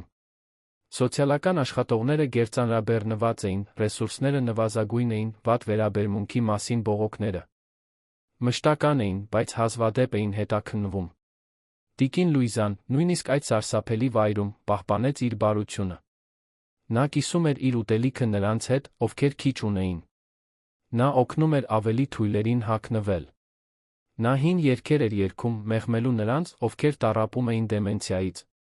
Բայց ներսում նրա սիրտը ամեն օր մի փոքր ավելի էր կոտրվում։ Եվ ապա եկան ստուգումները։ Սանիտարական տեսչությունը դատախազությունը անանուն բողոքներ ստացան ապաստանի պայմանների մասին։ Երբ տեսուչները ժամանեցին, նրանք սարսափելի տեսարան հայտնաբերեցին։ Գերբնակեցում, հիգիենայի բացակայություն, հիվանդ տարեցներ առանց բժշկական օգնության, փչացած սնունդ խոհանոցում, կոյուղու արտահոսքեր։ Ապաստանն անմիջապես փակվեց։ Բոլոր բնակիչներին պետք է տեղափոխել։ Բայց հանրային համակարգը հագեցած էր։ Այլ ապաստաններում տեղեր չկային։ Հարազատներին կապվեցին, երբ հնարավոր էր։ Իսկ առանց ընտանիքի, առանց փաստաթղթերի, առանց ոչ ոքի մնացածների համար լուծումը դաժան էր։ Նրանց պարզապես ազատ արձակեցին։ Տիկին Լուիզան հայտնվեց փողոցում, միայն հագուստով իր ամենահիմնական իրերով լի պլաստիկ պայուսակով։ Նա փող չուներ, փաստաթղթեր չուներ, գնալու տեղ չուներ։ Նա փորձեց վերադառնալ այն բնակարանը, որտեղ ապրում էր նախկինում, բայց դռնապանը նրան չճանաչեց։ Այդ ամիսներին ապաստանում նա շատ էր նիհարել, մազերը սպիտակ էին խճճված, հագուստը տարբեր էր։ Դռնապանը վռնդեց նրան, կարծելով, որ նա մուրացկան է։ Կյանքում առաջին անգամ տիկին Լուիզան ճանաչեց իսկական քաղցը։ Այն քաղցը, որը ցավում է ստամոքսում, որը խանգարում է քունը, որը գլուխը պտտում է։ Նա սովորեց, թե որտեղ էին համայնքային ապուրատները, այն վայրերը, որոնք սնունդ էին բաժանում փողոցում ապրող մարդկանց։ Նա սովորեց աղբ փորփրել, փնտրելով դեռ ուտելի մնացորդներ վերամշակվող նյութեր վաճառելու համար։ Նա քնում էր, որտեղ կարողանում էր։ Կրպակների տակ, հրապարակներում, մետրոյի կայարանների միջանցքներում, երբ անվտանգությունը թույլ էր տալիս։ Նա պետք է դեղորայք ընդուներ ճնշման համար, բայց վերամշակումից ստացած գումարը հազիվ էր հերիքում ուտելու համար։ Շատ օրեր նա ընտրում էր սնվելու կամ դեղահաբեր գնելու միջ։ Նրա առողջությունը արագորեն վատթարացավ։ Բայց նույնիսկ փողոցում, նույնիսկ բացարձակ աղքատության մեջ, տիկին Լուիզան չկորցրեց իր էությունը։ Երբ նա կարողանում էր մեկ լրացուցիչ հաց գտնել, կիսում էր այլ անօթանի հետ։ Երբ մեկը հիվանդ էր, նա մնում էր կողքին, խնամելով։ Երբ մի երիտասարդ կին, նույնպես փողոցում, ենթարկվեց հարձակման, տիկին Լուիզան պաշտպանեց նրան ապաստան տվեց։ Նա հայտնի դարձավ կենտրոնական շրջանի փողոցային բնակչության շրջանում։ Նրան անվանում էին տիկին Լու։ Բարեսիրտ պառավը, ով միշտ մխիթարության խոսք ուներ, նույնիսկ երբ ինքը տառապում էր։ Նա անհավանական ընկերներ ձեռք բերեց։ Մի նախկին փաստաբան, ով ամեն ինչ կորցրել էր քիմիական կախվածության պատճառով։ Մի դեռահաս աղջիկ, ով փախել էր տնից, բռնի իրավիճակից խուսափելու համար։ Մի տղամարդ, ով ինժեներ էր եղել, այժմ ապրում էր Հանրապետության հրապարակի լուսացույցների մոտ ողորմություն խնդրելով։ Բոլորն ունեին պատմություններ։ Բոլորն ունեցել էին կյանքեր, նախքան փողոցներում հայտնվել։ Եվ բոլորը ինչ-որ կերպ մարդկայնության մի փոքրիկ մաս էին գտնում տիկին Լուիզայի հոգնած, բայց դեռ բարի աչքերում։ Մինչդեռ նա երբեք չհրաժարվեց որդու հետ կապ հաստատելուց։ Նա խնդրում էր փողոցներում անծանոթների հեռախոսներն օգտագործել, բայց այն համարները, որոնք նա հավաքում էր, միշտ զբաղված էին կամ անցնում էին ձայնային փոստին։ Նա փորձեց հաղորդագրություններ ուղարկել ծանոթների միջոցով, ովքեր դեռ մուտք ունեին ինտերնետ։ Նա փորձեց գնալ Ռաֆայելի ընկերության շենքը, բայց անվտանգությունը թույլ չտվեց նրան մտնել, նրան վերաբերվելով որպես սովորական խենթի։ Եվ Ռաֆայելը, սուզված իր հաջողակ կյանքում, անկասկած հավատում էր, որ մայրը լավ խնամված է։ Մարսելայի հաղորդագրություններն այնքան համոզիչ էին։ Զեկույցներն այնքան մանրամասն։ Ինչպես կարող էր նա կասկածել։ Ինչպես կարող էր նա պատկերացնել, որ յուրաքանչյուր կոպեկ, որն ուղարկում էր մորը խնամելու համար, շեղվում էր իր խորհրդատուի միջազգային բանկային հաշիվներին։ Երբ տիկին Լուիզան ավարտեց իր պատմությունը, առն արդեն բարձր էր երկնքում։ Ռաֆայելը լսել էր յուրաքանչյուր բառ լռության մեջ, բռնած նրա ձեռքը, արցունքները ազատորեն հոսում էին դեմքով։ Նրա զգացած զայրույթն այնքան ուժեղ էր, որ հասնում էր ֆիզիկականի, այրվելով կրծքի մեջ, կրակի պես։ Ես կկործանեմ նրան, մայրիկ։ Ես կստիպեմ նրան վճարել յուրաքանչյուր վայրկյան տառապանքի համար, որը նա պատճառել է։ Տիկին Լուիզան ավելի ուժեղ սեղմեց նրա ձեռքը։ Մի արա դա վրեժխնդրության համար, որդիս։ Արա դա արդարության համար։ Եվ հատկապես, արա դա, որպեսզի դա չպատահի այլ մարդկանց հետ։ Ռաֆայելը գլխով արեց, մեկ անգամ հիանալով մոր իմաստությամբ առատաձեռնությամբ։ Նույնիսկ ամեն ինչից հետո նա չէր մտածում միայն իր մասին։ Նա մտածում էր ուրիշների մասին, ովքեր կարող էին նույնը տառապել։ Նույն օրը, դեռ հիվանդանոցում, Ռաֆայելը զանգահարեց իր փաստաբանին։ Մարսել Թադոսյանը Երանի լավագույն քրեական իրավաբաններից էր, համալսարանական տարիների հին ընկեր։ Երբ Ռաֆայելը համառոտ պատմեց, թե ինչ էր պատահել, Մարսելը ցնցվեց։ Ես հիմա գալիս եմ այնտեղ։ Ոչինչ մի արեք, մինչ ես չհասնեմ։ Ոչինչ։ Մի փորձեք կապ հաստատել այդ Մարսելայի հետ։ Թողեք ինձ։ Մարսելը ժամանեց 2 ժամ անց, իր թիմի ուղեկցությամբ։ Նրանք մանրակրկիտ գործողություն կազմակերպեցին։ Նախ, նրանք մուտք ստացան բոլոր պայմանագրերին, որոնք Ռաֆայելը ստորագրել էր։ Դրանք չափազանց խորամանկորեն մշակված փաստաթղթեր էին։ Մարսելան իրեն իրավաբանորեն պաշտպանել էր մի քանի կետերում, բայց կային նա բացեր, հետքեր, որոնցով կարելի էր հետել։ Մասնավոր քննիչները սկսեցին աշխատել։ 3 օրվա ընթացքում նրանք պարզեցին, որ կանաչ դաշտեր հանգստյան տունը երբեք գոյություն չի ունեցել։ Պայմանագրերում նշված հասցեն տանում էր դատարկ հողատարածքի։ Մարսելայի ցույց տված լուսանկարները Դիլիջանի մի հանգստավայրից էին, որը ոչ մի կապ չուներ տարեցների խնամքի հետ։ Դա պարզապես զբոսաշրջային հյուրանոց էր։ Նրանք հետեցին բանկային փոխանցումներին։ Ռաֆայելը ամիսների ընթացքում ուղարկել էր ավելի քան 3 միլիոն դրամ։ Գումարը մուտքագրվում էր Կայմանյան կղզիներում գրանցված ուրվական ընկերության անունով բացված հաշվին։ Այնտեղից այն բաշխվում էր մի քանի տարբեր հաշիվների։ Քննիչները գտան Արաբկիրում շքեղ բնակարանի ներմուծված մեքե։ Նայի արտասահմանում ֆինանսական ներդրումների գնման գրանցումներ։ Մարսելան ստեղծել էր փողերի լվացման բարդ ցանց։ Եվ դա առաջին անգամը չէր։ Քննիչները պարզեցին, որ նա դա արել էր նախկինում մեկ այլ հաճախորդի, անշարժ գույքի ոլորտի գործարարի հետ, ով նույնպես վստահել էր նրան։ Այդ դեպքում շեղված գումարը ավելի քիչ էր, գործարարը նախընտրել էր չբողոքել, հանրային սկանդալից խուսափելու համար։ Բայց Ռաֆայելին չէր հետաքրքրում ոչինչ թաքցնելը։ Նա արդարություն էր ուզում։ Նա ուզում էր, որ Մարսելան վճարի։ Նա ուզում էր, որ պատմությունը հրապարակվի այլ մարդկանց զգուշացնելու համար։ Մարսելը պատրաստեց ամբողջական բողոք։ Խարդախություն, փաստաթղթերի կեղծում, յուրացում, տարեցի նկատմամբ չարաշահում, հանցավոր խմբի ստեղծում։ Հանցագործությունների ցուցակը երկար էր։ Հավաքված բոլոր ապացույցներով նա անձամբ գնաց ոստիկանություն, նյութերը հանձնելու։ Մարսելայի ձերբակալությունը տեղի ունեցավ հինգշաբթի առավոտյան։ Նա իր շքեղ բնակարանում էր Արաբկիրում, նույնը, որը գնել էր Ռաֆայելից շեղված գումարով։ Գործողության պատկերները ուղիղ եթերով հեռարձակվեցին հիմնական լրատվական ալիքներով։ Մարսելա Բաղդասարյանը, գործարարների հայտնի իմիջի խորհրդատուն, տարվում էր ձեռնաշխտաներով։ Զեկույցներում բացահայտվեցին սխեմայի բոլոր մանրամասները։ Լրատվամիջոցները գործը վերածեցին տարվա ամենամեծ սկանդալներից մեկի։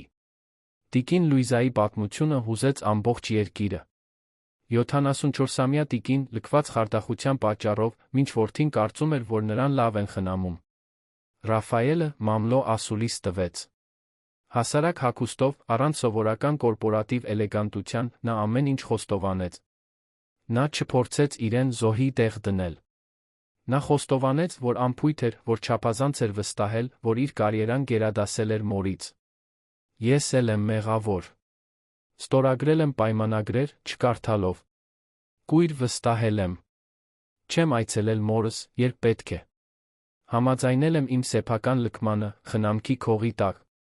Եվ հիմա իմ կյանքի մնացած մասը կնվիրեմ այս սխալը շտկելուն ապահովելուն, որ այլ ընտանիքներ նույնը չանցնեն։ Արձագանքն անմիջական էր, զանգվածային։ Հազարավոր մեկնաբանություններ սոցիալական ցանցերում։ Նմանա տիպ պատմություններ սկսեցին հայտնվել։ Որդիներ, ովքեր լքել էին ծնողներին հաստատություններում, այլս երբեք չայցելելով նրանց։ Տարեցներ, ովքեր մոռացվել էին անբավարար ծերանոցներում։ Խարդախության չարաշահման դեպքեր։ Ամբողջ հասարակությունը ստիպված էր նայել մի խնդրի, որը սովորաբար նախընտրում էր անտեսել, տարեցների լքմանը։ Եվ այդ ազգային քննարկման կենտրոնում էր տիկին Լուիզան, հասարակ կինը, ով գոյատել էր ամենավատը, դեռ պահպանում էր իր արժանապատվությունը, բարությունը անվնաս։ Մինչդեռ հիվանդանոցում տիկին Լուիզան դանդաղորեն սկսեց ապաքինվել։ Բժիշկները տպավորված էին նրա կամքի ուժով։ Թոքաբորբը բուժվում էր, վերքերը սպիանում էին, ճնշումը կայունանում էր։ Բայց ֆիզիկական ապաքինումից ավելի կարևոր էր տեսնել փայլը, որը վերադառնում էր նրա աչքերին։ Տեսնել Ռաֆայելին իր կողքին ամեն օր, բռնած նրա ձեռքը, խոսելով, խնամելով նրան, ինչպես պետք է աներ հենց սկզբից։ Էրեբունի բժշկական կենտրոնում տիկին Լուիզայի անցկացրած 2 շաբաթը բեկումնային էր Ռաֆայել Ալեքսանյանի կյանքում։ Նա չեղարկեց բոլոր պարտավորությունները, բոլոր ուղղությունները, բոլոր հանդիպումները։ Ընկերության կառավարումը պատվիրակեց իր վստահելի գործընկերոջը գործնականում տեղափոխվեց հիվանդանոցի սենյակ։ Նա քնում էր մոր մահճակալի կողքի բազկաթոռին, արթնանում էր նրա յուրաքանչյուր շարժումից, յուրաքանչյուր հառաչանքից, ամեն անգամ, երբ նա ջուր էր խնդրում կամ պարզապես պետք էր իմանալ, որ նա այնտեղ է։ Կարծես դերերը փոխվել էին։ Հիմա նա էր խնամում, նա էր կերակրում, նա էր ապահովում, որ նա դեղորայքը ժամանակին ընդունի։ Նա զրուցում էր բուժքույրերի հետ կլինիկական պատկերի զարգացման մասին, բժիշկների հետ քննարկում էր լավագույն բուժումները, հետում էր յուրաքանչյուր հետազոտության, կարծես իր սեփական կյանքը կախված լիներ այդ արդյունքներից։ Եվ ինչ-որ իմաստով, կախված էր։ Որովհետև Ռաֆայելը հայտնաբերում էր, որ առանց մոր, առանց այդ անկեղծ կապի, առանց այդ անվերապահ սիրո, որը միայն մայրը կարող է տալ, աշխարհի ամբողջ հաջողությունը բացարձակապես ոչինչ չէր նշանակում։ Հիվանդանոցում անցկացրած օրերի ընթացքում նրանք զրուցեցին, ինչպես տարիներ շարունակ չէին արել։ Ոչ բիզնեսի մասին, ոչ մասնագիտական նվաճումների մասին, այլ կյանքի մասին։ Մանկության հիշողությունների մասին, որոնք Ռաֆայելը մոռացել էր։ Այն ժամանակների մասին, երբ նրանք ապրում էին նոր-նորքի այդ հասարակ տանը, երբ նա արթնանում էր ստված սուրճի տապակած հացի հոտից, որը տիկին Լուիզան պատրաստում էր աշխատանքի գնալուց առաջ։ Այն կիրակի օրերի մասին, երբ նրանք միասին գնում էին շուկա, նա սակարկում էր վաճառողների հետ, լավագույն գները ստանալու համար։ Այն երեկոյի մասին, երբ նա ընդունվեց համալսարան, նա ուրախությունից լացեց, ասելով, որ բոլոր զոհողություններն արժերին։ Մայրիկ, ես շատ եմ ցավում։ Ռաֆայելը օրական մի քանի անգամ կրկնում էր դա, կարծես մանտրա, որը պետք է ասվեր, որպեսզի գուցե մի օր ներվեր։ Ես շատ եմ ցավում, որ թույլ տվեցի, որ դա պատահի։ Որ հեռացա։ Որ ընտրեցի իմ կարիերան ձեր փոխարեն։ Տիկին Լուիզան միշտ պատասխանում էր նույն բարությամբ, որը բնորոշ էր նրան։ Որդիս, դու չէիր կարող իմանալ։ Այդ կինը քեզ խաբեց։ Ինձ էլ խաբեց։ Բայց ես պետք է կասկածեի։ Պետք է այցելեի։ Պետք է։ Պետք է։ Տիկին Լուիզան ընդհատեց հոգնած, բայց անկեղծ ժպիտով։ Կյանքը չի ապրվում պետք է ի մեջ, Ռաֆայել։ Այն ապրվում է նրանում, թե ինչ ենք անում այսուհետ։ Եվ դու հիմա այստեղ ես։ Դա է կարևորը։ Այդ խոսքերը ասված այն մարդու պարզ իմաստությամբ, ով շատ էր ապրել ավելի շատ տառապել, խորապես շոշափեցին Ռաֆայելին։ Նրա մայրը չէր հետաքրքրված անվերջ զղջումներով։ Նա հետաքրքրված էր վերակառուցմամբ։ Առաջ շարժվելով։ Այդ ամբողջ ցավը նշանակալի բանի վերածելով։ Հենց այդ հիվանդանոցային զրույցներում բժիշկների այցելությունների կաթիլայինների փոփոխության միջ ծնվեց հիմնադրամի գաղափարը։ Ռաֆայելը խոսում էր այն մասին, թե ինչպես կցանկանար ինչ-որ բան անել, կանխել, որ այլ ընտանիքներ նույնը չանցնեն, երբ տիկին Լուիզան բռնեց նրա ձեռքը ասաց մի բան, որը կփոխեր ամեն ինչ։ Ուրեմն արա, որդիս։ Բայց մի արա միայն ինձ համար։ Արա բոլոր նրանց համար, ում ես ճանաչեցի փողոցներում։ Պարոն Օսվալդի համար, ով ուսուցիչ էր հիմա քնում է ստվարաթղթի վրա։ Ջոյսի համար, այդ 19 տարեկան աղջկա, ով գնալու տեղ չունի։ Մարկոսի համար, ով 30 տարի ինժեներ էր աշխատել, այժմ ողորմություն է խնդրում հանրապետության հրապարակի լուսացույցների մոտ։ Նրանք էլ ունեն պատմություններ։ Նրանք էլ արժանի են արժանապատվության։ Եվ հենց այդպես Էրեբունի բժշկական կենտրոնի 512 վրտսենյակում ծնվեց Լուիզա Ալեքսանյան հիմնադրամը։ Դա սովորական հաստատություն չէր լինելու, որը ստեղծվել էր միայն զղջացող գործարարի իմիջը մաքրելու համար։ Դա լինելու էր լուրջ, լավ կառուցված կազմակերպություն, իրական խնդիրներ լուծելու իրական մարդկանց համար։ Ռաֆայելը վարձեց 3-րդ հատվածի մասնագիտացված խորհրդատուների թիմ։ Բայց մինչ որ է ռազմավարական պլանավորում, մինչ որ է խորհրդի նիստ, նա արեց մի բան, որը ոչ մի խորհրդատու չէր առաջարկել։ Նա գնաց փողոցներ, խոսելու նրանց հետ, ովքեր իսկապես հասկանում էին հարցը։ Միայն սոցիալական աշխատող Պաուլոյի ուղեկցությամբ, ով 15 տարի աշխատել էր փողոցում ապրող բնակչության հետ, Ռաֆայելը 3 գիշեր շրջեց Երանի կենտրոնական շրջաններում։ Ոչ որպես գործարար, ոչ որպես բարերար, այլ որպես մեկը, ով անկեղծորեն հետաքրքրված էր լսելով։ Նա խոսեց տասնյակ մարդկանց հետ։ Լսեց սիրտ կոտրող պատմություններ։ Հանդիպեց պարոն Օսվալդին, նախկին ուսուցչին, ում տիկին Լուիզան հիշատակել էր։ 68-ամյա, կիրթ, խոսուն մարդ, ով ամեն ինչ կորցրել էր վատ լուծված բաժանման նրան կլանած դեպրեսիայի հետանքով։ Հիմա ապրում էր էստակադայի տակ, շրջապատված գրքերով, որոնք հավաքում էր աղբից կարդում մոմի լույսի տակ։ Նա հանդիպեց Ջոյսին, 19 տարեկան աղջկան, ով փախել էր բռնի տնից, հիմա մարմնավաճառությամբ էր զբաղվում գոյատելու համար, չնայած սովորել էր տեխնիկական դպրոցում, երազում էր բուժքույր դառնալ։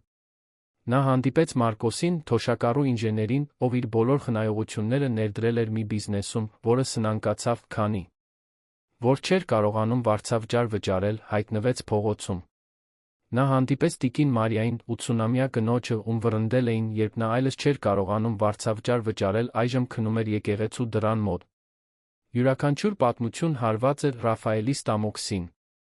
Բայց ավելին, յուրաքանչյուր պատմություն դաս էր ճկունության, նույնիսկ ամենավատ պայմաններում պահպանված արժանապատվության, մարդկայնության մասին, որը պահպանվում է ամեն ինչի չնայած։ Եվ բոլորը ճանաչում էին տիկին Լուիզային։ Բոլորը նրա մասին լավ բան ունեին ասելու։ Տիկին Լուն ինձ ուտելիք տվեց, երբ ես քաղցից մեռնում էի, ասաց Ջոյսը, աչքերը լցված արցունքներով։ Նա կիսում էր իր ունեցած քիչը։ Եվ միշտ մեզ հարգանքով էր վերաբերվում, գիտեք։ Որպես մարդ, ոչ թե որպես աղբ։ Նա խնամեց ինձ, երբ ես բարձր ջերմություն ունեի, պատմեց պարոն Օսվալդը։ 2 օր արթուն մնաց, ինձ ջուր տալով, կոմպրեսներ անելով։ Նա փրկեց իմ կյանքը։ Ռաֆայելը լսում էր յուրաքանչյուր վկայություն, արցունքներն աչքերում։ Նրա մայրը, նույնիսկ հատակին հասած, լույս էր եղել այլ մարդկանցը համար։ Եվ հիմա իր հերթն էր լույս լինելու։ Երբ տիկին Լուիզան դուրս գրվեց հիվանդանոցից, Ռաֆայելը նրան հետ չտարավ այն բնակարանը, որը նա գնել էր նրա համար տարիներ առաջ։ Փոխարենը, նա անակնկալ ուներ։ 2 շաբաթվա հոսպիտալացման ընթացքում նա հետ էր գնել այն տունը, որտեղ նրանք մեծացել էին։ Նույն հասարակ Ավյուսե տունը Նոր Նորքում։ Այն տարիներ շարունակ լքված էր եղել, բայց Ռաֆայելը այն ամբողջությամբ վերանորոգեց։ Նա պահպանեց բնօրինակ կառուցվածքը, հիշողությունները պատերին, բայց ամեն ինչ արդիականացրեց։ Մատչելիություն տարեցների համար մեկ սենյակ առաջին հարկում, որպեսզի տիկին Լուիզան սանդուղքներ չբարձրանա, հարմարեցված լոգարան, ընդարձակ օդափոխվող խոհանոց։ Երբ նա մտավ տուն, ճանաչեց, թե որտեղ է գտնվում, տիկին Լուիզան պարզապես արցունքների մեջ կորավ։ Դրանք տխրության արցունքներ չէին։ Դրանք արցունքներ էին նրանից, ով վերջապես վերադարձել էր տուն։ Իմ փոքրիկ տունը, շշնջաց նա, ձեռքով անցկացնելով պատերին, կարծես երեխա էր շոյում։ Իմ փոքրիկ տունը, որն այդքան սիրում էի։ Ռաֆայելը բուժքույր վարձեց նրանց ապրելու համար։ Ոչ թե անծանոթ, այլ մեկը, ում տիկին Լուիզան ընտրեց, բուժքույր Պատրիսիան, 50-ամյա, այրիկին, ով աշխատում էր հիվանդանոցում, այնքան սիրով էր խնամել տիկին Լուիզային հոսպիտալացման ընթացքում, որ նրանք անկեղծ կապ էին ստեղծել։ Պատրիսիան ընդունեց հրավերը ոչ միայն աշխատավարձի համար, այլ որովհետև նա նույնպես կապվել էր այդքան հատուկ տիկնոջ հետ։ Իսկ Ռաֆայելը բառացիորեն տեղափոխվեց նա տուն։ Նա պահպանեց իր բնակարանը կենտրոնում, արտակարգ դեպքերի համար, բայց նրա տունը դարձավ այնտեղ, այդ հասարակ տանը, մոր կողքին։ Նա սենյակներից մեկը վերածեց գրասենյակի, սկսեց աշխատել տանից, երբ հնարավոր էր։ Ամեն կիրակի սուրբ դարձավ։ Դա այն օրն էր, երբ Ռաֆայելը տիկին Լուիզան միասին էին պատրաստում։ Նա հին բաղադրատոմսեր էր սովորեցնում, նա սովորում էր համբերությամբ, ցանկանալով իսկապես սովորել, ոչ թե պարզապես թերապևտիկ գործունեություն անել։ Նրանք պատրաստում էին այդ հավի ստրոգանովը, որը նրա մանկության սիրելի ուտեստն էր։ Նրանք պատրաստում էին եգիպտացորենի ալյուրով տորտ, պանրով հաց, կարետերով բր։ Եվ միասին ուտում էին խոհանոցի սեղանին, խոսելով ամեն ինչի ոչինչի մասին, վերականգնելով կորցրած ժամանակը։ Մինչդեռ Լուիզա Ալեքսանյան հիմնադրամը ձևավորվում էր։ Ռաֆայելը ներդրեց 5 միլիոն դրամ սկզբնական կապիտալ Մարսելայի խարդախությունից հետ ստացված գումարը։ Բայց փողից ավելի կարևոր էր այն փիլիսոփայությունը, որն ուղղորդում էր հիմնադրամը։ Ոչինչ մեր մասին, առանց մեզ։ Սա դարձավ կարգախոսը։ Դա նշանակում էր, որ փողոցում ապրող մարդկանց կամ լքված տարեցներին օգնելու վերաբերյալ ցանկացած որոշում կկայացվեր այդ նույն մարդկանց մասնակցությամբ։ Դա չէին լինելու կաբինետներում նստած մասնագետներ, ովքեր կորոշեին, թե ինչն է լավագույնը։ Դա կլինեին հենց տուժած մարդիկ, ովքեր ակտիվ ձայն կունենային։ Ռաֆայելը պարոն Օսվալդին վարձեց որպես մանկավարժական խորհրդատու։ Ջոյսը միացավ սոցիալական աշխատանքի թիմին այն բանից հետո, երբ հիմնադրամը հովանավորեց նրա վերադարձը բուժքույրական կրթությանը։ Մարկոսը դարձավ բնակարանային նախագծերի ինժեներական ենթակառուցվածքային մասի պատասխանատուն։ Տիկին Մարիան դարձավ հիմնադրամի ի տեսակ դեսպան, այցելելով ապաստաններ, զրուցելով այլ տարեցների հետ նրանց իրավունքների մասին։ Հիմնադրամի առաջին գործողությունը տարեցների ապաստանների ստուգման ծրագիր ստեղծելն էր։ Թիմերը, որոնք կազմված էին սոցիալական աշխատողներից, առողջապահության մասնագետներից, ինչը կարող է անբավարար ապաստանների նախկին բնակիչներից, անակնկալ այցելություններ էին կատարում հանրային մասնավոր հաստատություններ։ Նրանք գնահատում էին սանիտարական պայմանները, բնակիչների նկատմամբ վերաբերմունքը, սննդի որակը, դեղորայքի բժշկական խնամքի հասանելիությունը։ Անկանոն վիճակում գտնվող ապաստանները ծանուցվում էին։ Եթե չբարելավվեին, դրանք դատի էին տրվում։ Հիմնադրամը ուղիղ կապ էր պահպանում դատախազության սանիտարական տեսչության հետ։ 6 ամսվա ընթացքում 15 ապաստան փակվեց անբավարար պայմանների պատճառով։ Բայց հիմնադրամը ոչ միայն դատի էր տալիս։ Այն նա օգնում էր տարեցների համապատասխան վերատեղաբաշխմանը, ապահովելով, որ նրանք գնան արժանապատիվ վայրեր կամ, երբ հնարավոր էր, վերադառնան իրենց ընտանիքներին։ Երկրորդ գործողությունը մասնագիտացված ապաստանային կենտրոններ ստեղծելն էր։ Դրանք ավանդական ապաստաններ չէին։ Դրանք անցումային տարածքներ էին, որտեղ փողոցում ապրող մարդիկ կարող էին լոգանք ընդունել, հագուստ փոխել, ստանալ հիմնական բժշկական օգնություն, սնվել, մուտք ունենալ սոցիալական աշխատողների հոգեբանների մոտ։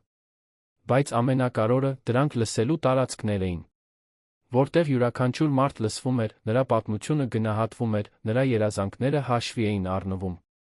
Առաջին կենտրոնը բացվեց Երանի կենտրոնական շրջանում, Հանրապետության հրապարակի մոտ։ Ռաֆայելը պնդեց, որ իր մայրը կտրի բացման ժապավենը։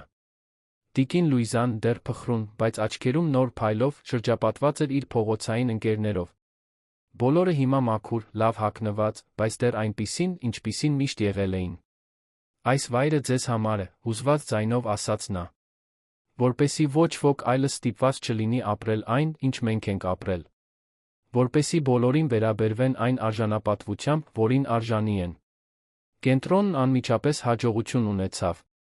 Այն օրական միջինը 150 մար. դեր սպասարկում։ Առաջարկում էր ոչ միայն շտապ օգնություն, այլ մասնագիտական վերապատրաստման դասընթացներ, փաստաթղթեր ձեռք բերելու օգնություն, աշխատանք բնակարան գտնելու աջակցություն։ Մեկ տարվա ընթացքում ավելի քան 400 մարդ կարողացավ դուրս գալ փողոցային կյանքից ծրագրի միջոցով։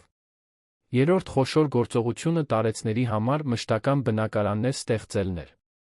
Հիմնադրամը հողատարածք գնեց նոր Նորքում կառուցեց բնակելի համալիր։ Դրանք ծերանոցային հավաքական սենյակներ չէին։ Դրանք փոքրիկ անհատական բնակարաններ էին, յուրաքանչյուրը 40 քառակուսի մետր, ննջասենյակով, հյուրասենյակով, խոհանոցով, լոգարանով։ Յուրաքանչյուր տարեց ուներ իր սեփական տարածքը, իր գաղտնիությունը, իր արժանապատվությունը։ Բայց միաժամանակ համալիրն ուներ ընդհանուր տարածքներ, այգիով կենտրոնական հրապարակ, հանգստի սրահ, գրադարան, արվեստի արվեստանոց, համայնքային բանջարանոց։ Բնակիչները կարող էին անկախ լինել, բայց նա լինել համայնքի մաս։ Համալիրը բացվեց Ռաֆայելի տիկին Լուիզայի վերամիավորումից 1.5 տարի անց։ Արարողությանն երկար էին իշխանություններ, մամուլ, դոնորներ, բայց հատկապես առաջին 50 բնակիչները, բոլորը տարեցներ, ովքեր փրկվել էին լքման կամ փողոցային իրավիճակներից։ Յուրաքանչյուր բնակարան կահավորվել էր հիմնադրամի նվիրատվություններով, գնումներով։ Հարմարավետ մահճակալ, վառարան, սառնարան, հեռուստացույց, ամեն ինչ նոր, ամեն ինչ մտածված, հարմարավետություն, ինքնավարություն ապահովելու համար։ Եվ յուրաքանչյուր դռան վրա ցուցանակ, բնակչի անունով։ Այլս 23-րդ սենյակի Ֆուլանոն չէր։ Դա պարոն Հովսեփի բնակարանն էր, տիկին Ցելիայի տունը, պարոն Անտոնի հանգրվանը։ Ռաֆայելը հուզված ելույթ ունեցավ բացմանը։ Մայրս ինձ սովորեցրեց, որ արժանապատվությունը չի տրվում։ Այն ճանաչվում է։ Այստեղի յուրաքանչյուր մարդ միշտ ունեցել է արժանապատվություն, նույնիսկ երբ հասարակությունը չէր ճանաչում այն։ Այս վայրը բարեգործություն չէ։ Դա արդարություն է։ Դա նվազագույնն է, ինչ կարող ենք անել նրանց համար, ովքեր կառուցել են այս երկիրը, հետո մոռացվել են։ Ծափահարություններ արձագանքեցին, բայց ամենահուզիչ պահը եկավ, երբ տիկին Լուիզան բարձրացավ իմպրովիզացված բեմ։ Նա ոչ մի ելույթ չէր պատրաստել։ Նա պարզապես սկսեց խոսել սրտից։ Ես ապրել եմ փողոցներում։ Աղբ եմ փորփրել։ Քնել եմ ցուրտ հատակին։ Քաղց եմ զգացել, ցավ եմ զգացել, լքվածություն եմ զգացել։ Բայց երբեք չեմ կորցրել հույսը, որ ամեն ինչ կարող է լավանալ։ Եվ դուք էլ չեք կարող կորցնել։ Նա նայեց յուրաքանչյուր նոր բնակչի։ Մենք ավելին ենք, քան մեր տարիքը։ Մենք ավելին ենք, քան մեր դժվարությունները։ Մենք մարդիկ ենք, պատմություններով, երազանքներով, լավ կյանքի իրավունքով մինչ վերջին օրը։ Այդ միջոցառմանը ոչ մի չոր աչք չկար։ Նույնիսկ ամենացինիկ լրագրողները հուզված էին։ Պատմությունը ուղիղ եթերով հեռարձակվում էր հեռուստատեսությամբ, սոցիալական ցանցերը պայթում էին աջակցության հուզմունքի հաղորդագրություններով։ Գործը ազգային արձագանք ստացավ։ Այլ գործարարներ սկսեցին նվիրաբերել հիմնադրամին։ Ընկերություններ առաջարկեցին գործընկերություններ։ Կամավորները ցանկանում էին օգնել։ 2 տարուց էլ քիչ ժամանակում Լուիզա Ալեքսանյան հիմնադրամը գործում էր Հայաստանի 5 մարզերում, 15 տա. լփեր քաղաքներում նախագծերով։ Բայց հաջողությունը չի նշանակում մարտահրավերների բացակայություն։ Ռաֆայելը արագորեն հասկացավ, որ անտեսման լքման արմատացած համակարգերը փոխելը մշտական պայքար էր։ Նա բախվեց դիմադրության կոռումպացված քաղաքական գործիչներից, ովքեր շահույթ էին ստանում անբավարար ապաստաններից, խարդախ մրցույթների միջոցով։ Նա բախվեց հանրային մարմինների բյուրոկրատիային, որոնք դժվարացնում էին լիցենզիաները, հաստատումները։ Նա բախվեց հասարակության նախապաշարմունքներին, որոնք դեռ փողոցում ապրող մարդկանց համարում էին իրենց սեփական վիճակի մեղավորը։ Բայց Ռաֆայելը չհանձնվեց։ Ամեն անգամ, երբ նա հանդիպում էր խոչընդոտի, հիշում էր մորը, ով փորփրում էր այդ աղբը։ Հիշում էր նրա աչքերը, երբ նա ճանաչեց նրան այդ երեկո։ Հիշում էր, որ եթե նա կարող էր գոյատել դժոխքից դեռ պահպանել իր բարությունը, նա կարող էր դիմակայել ցանկացած մարտահրավերի։ Հիմնադրամը սկսեց ազդել հանրային քաղաքականության վրա։ Ռաֆայելը, այժմ վստահություն ունենալով ոչ միայն որպես գործարար, այլ որպես սոցիալական ակտիվիստ, հրավիրվեց մասնակցելու քաղաքային մարզային խորհուրդներին տարեցների իրավունքների փողոցում ապրող բնակչության վերաբերյալ։ Նրա առաջարկները միշտ գործնական էին, հիմնված իրական փորձի վրա, ոչ թե իրականությունից հեռու ակադեմիական տեսությունների։ Նա առաջարկեց կարողացավ հաստատել քաղաքային օրենք, որը պահանջում էր, որ տարեցների յուրաքանչյուր ապաստան, հանրային կամ մասնավոր, եռամսյակը մեկ ստուգվի անկախ թիմի կողմից, որը կներառի մարդու իրավունքների կազմակերպությունների ներկայացուցիչներ։ Նա առաջարկեց սուբսիդիաների ծրագիր ցածր եկամուտ ունեցող ընտանիքների համար, ովքեր ցանկանում էին խնամել իրենց տարեցներին տանը, ծերանոց տեղափոխելու փոխարեն։ Նա առաջարկեց առաջնահերթ տեղերի ստեղծում բնակարանային ծրագրերում, անօթան տարեցների համար։ Ոչ բոլոր առաջարկներն էին հաստատվում։ Քաղաքականությունը դանդաղ է, բյուրոկրատական, լի հակասական շահերով։ Բայց յուրաքանչյուր փոքրիկ հաղթանակ նշվում էր։ Եվ երբ լինում էին պարտություններ, Ռաֆայելը սովորում էր վերադառնում նոր ռազմավարություններով։ Մինչդեռ Մարսելա Բաղդասարյանի դեմ դատական գործը շարունակվում էր։ Պաշտպանական փաստաբանները ամեն ինչ փորձեցին։ Նրանք պնդում էին, որ նա պարզապես կառավարում էր գումարը, Ռաֆայելի ցուցումներով։ Նրանք փորձեցին վարկաբեկել տիկին Լուիզային, ենթադրելով, որ նա հոգեկան խնդիրներ ուներ, ամբողջ պատմությունը հորինել էր։ Նրանք փորձեցին Մարսելային դարձնել զոհ մի համակարգի, որը ճնշում էր նրան անհնար արդյունքների հասնելու համար։ Բայց ապացույցները ջնշող էին։ Կեղծված փաստաթղթեր, սխեմայում օգնած աշխատակիցների ցուցմունքներ, բանկային գրանցումներ, որոնք հստակ ցույց էին տալիս միջոցների շեղումը, նույնիսկ տեքստային հաղորդագրություններ, որտեղ Մարսելան համաձայնեցնում էր խարդախության մանրամասները իր հանցակիցների հետ։ Դատավարությունը տեց 3 շաբաթ։ Տիկին Լուիզային կանչեցին ցուցմունք տալու։ Ռաֆայելը անհանգստացած էր դրա հնարավոր հուզական ազդեցությունից, բայց մայրը ամուր էր։ Ես պետք է դա անեմ, որդիս։ Ոչ միայն ինձ համար, այլ բոլոր այն մարդկանց համար, ում այդ կինը կարող է խաբել նախկինում, կարող է խաբել ապագայում։ Ցուցմունքի օրը տիկին Լուիզան դատարան մտավ գլու։ Բարձր։ Նա հագել էր հասարակ, բայց արժանապատիվ հագուստ։ Նա չփորձեց խղճահարություն առաջացնել։ Նա պարզապես պատմեց ճշմարտությունը հանգիստ պարզ ձայնով, որպես մեկը, ով ոչինչ չուներ թաքցնելու, ոչինչ չուներ ապացուցելու։ Մարսելան նստած էր ամբաստանյալի նստարանին, իր սովորական էլեգանտ կեցվածքով։ Բայց երբ նա նայեց տիկին Լուիզային, նրա դեմքին ինչ-որ բան փոխվեց։ Գուցե դա մեղք էր։ Գուցե պարզապես իրականության ծանրությունն էր, որ վերջապես հասնում էր նրան։ Երբ դատավորը հարցրեց տիկին Լուիզային, թե ինչ էր նա ակնկալում այդ դատավարության արդյունքից, նա պատասխանեց մի բան, որը ոչ ոք չէր սպասում։ Ես արդարություն եմ ակնկալում։ Բայց արդարությունը չեմ շփոթում վրեժխնդրության հետ։ Այդ աղջիկը ինձ շատ տառապանք պատճառեց։ Իմ որդուն տառապանք պատճառեց։ Բայց ես նա հույս ունեմ, որ նա կսովորի։ Որ մի օր կդուրս գա այդ վայրից որպես այլ մարդ։ Որովհետև ի վերջո, պարոն դատավոր, բոլորս արժանի ենք երկրորդ հնարավորության։ Նույնիսկ նրանք, ովքեր խլեցին մեր առաջինը։ Դատարանը լռեց։ Դա մարդկայնության այնքան խորը դրսորում էր, որ ներկա ամենացինիկները նույնիսկ շոշափվեցին։ Մարսելան գլուխը կախեց, առաջին անգամ գործընթացի սկզբից ի վեր, արցունքներ հոսեցին նրա կատարելապես դիմահարդարված դեմքով։ Դատավճիռը կայացավ 2 շաբաթ անց։ Մարսելա Բաղդասարյանը մեղավոր ճանաչվեց բոլոր հանցագործությունների մեջ, որակյալ խարդախություն, փաստաթղթերի կեղծում, յուրացում, հանցավոր խմբի ստեղծում տարեցի նկատմամբ չարաշահում։ Դատավճիռը 12 տարվա ազատազրկում էր փակ ռեժիմով, առանց պայմանական վաղաժամկետ ազատման հնարավորության առաջին 5 տարիներին։ Ռաֆայելը ներկա էր, երբ դատավճիռը կարդացվեց։ Նա ուրախություն չզգաց։ Նա բավարարված վրեժխնդրություն չզգաց։ Նա զգաց միայն թեթացում, որ այդ գլուխը վերջապես փակված էր, որ հիմա նրանք կարող էին ամբողջությամբ առաջ շարժվել։ 5 տարի էր անցել այն գիշերից, որը փոխեց ամեն ինչ։ 5 տարի էր անցել նրբանցքում վերամիավորվելուց։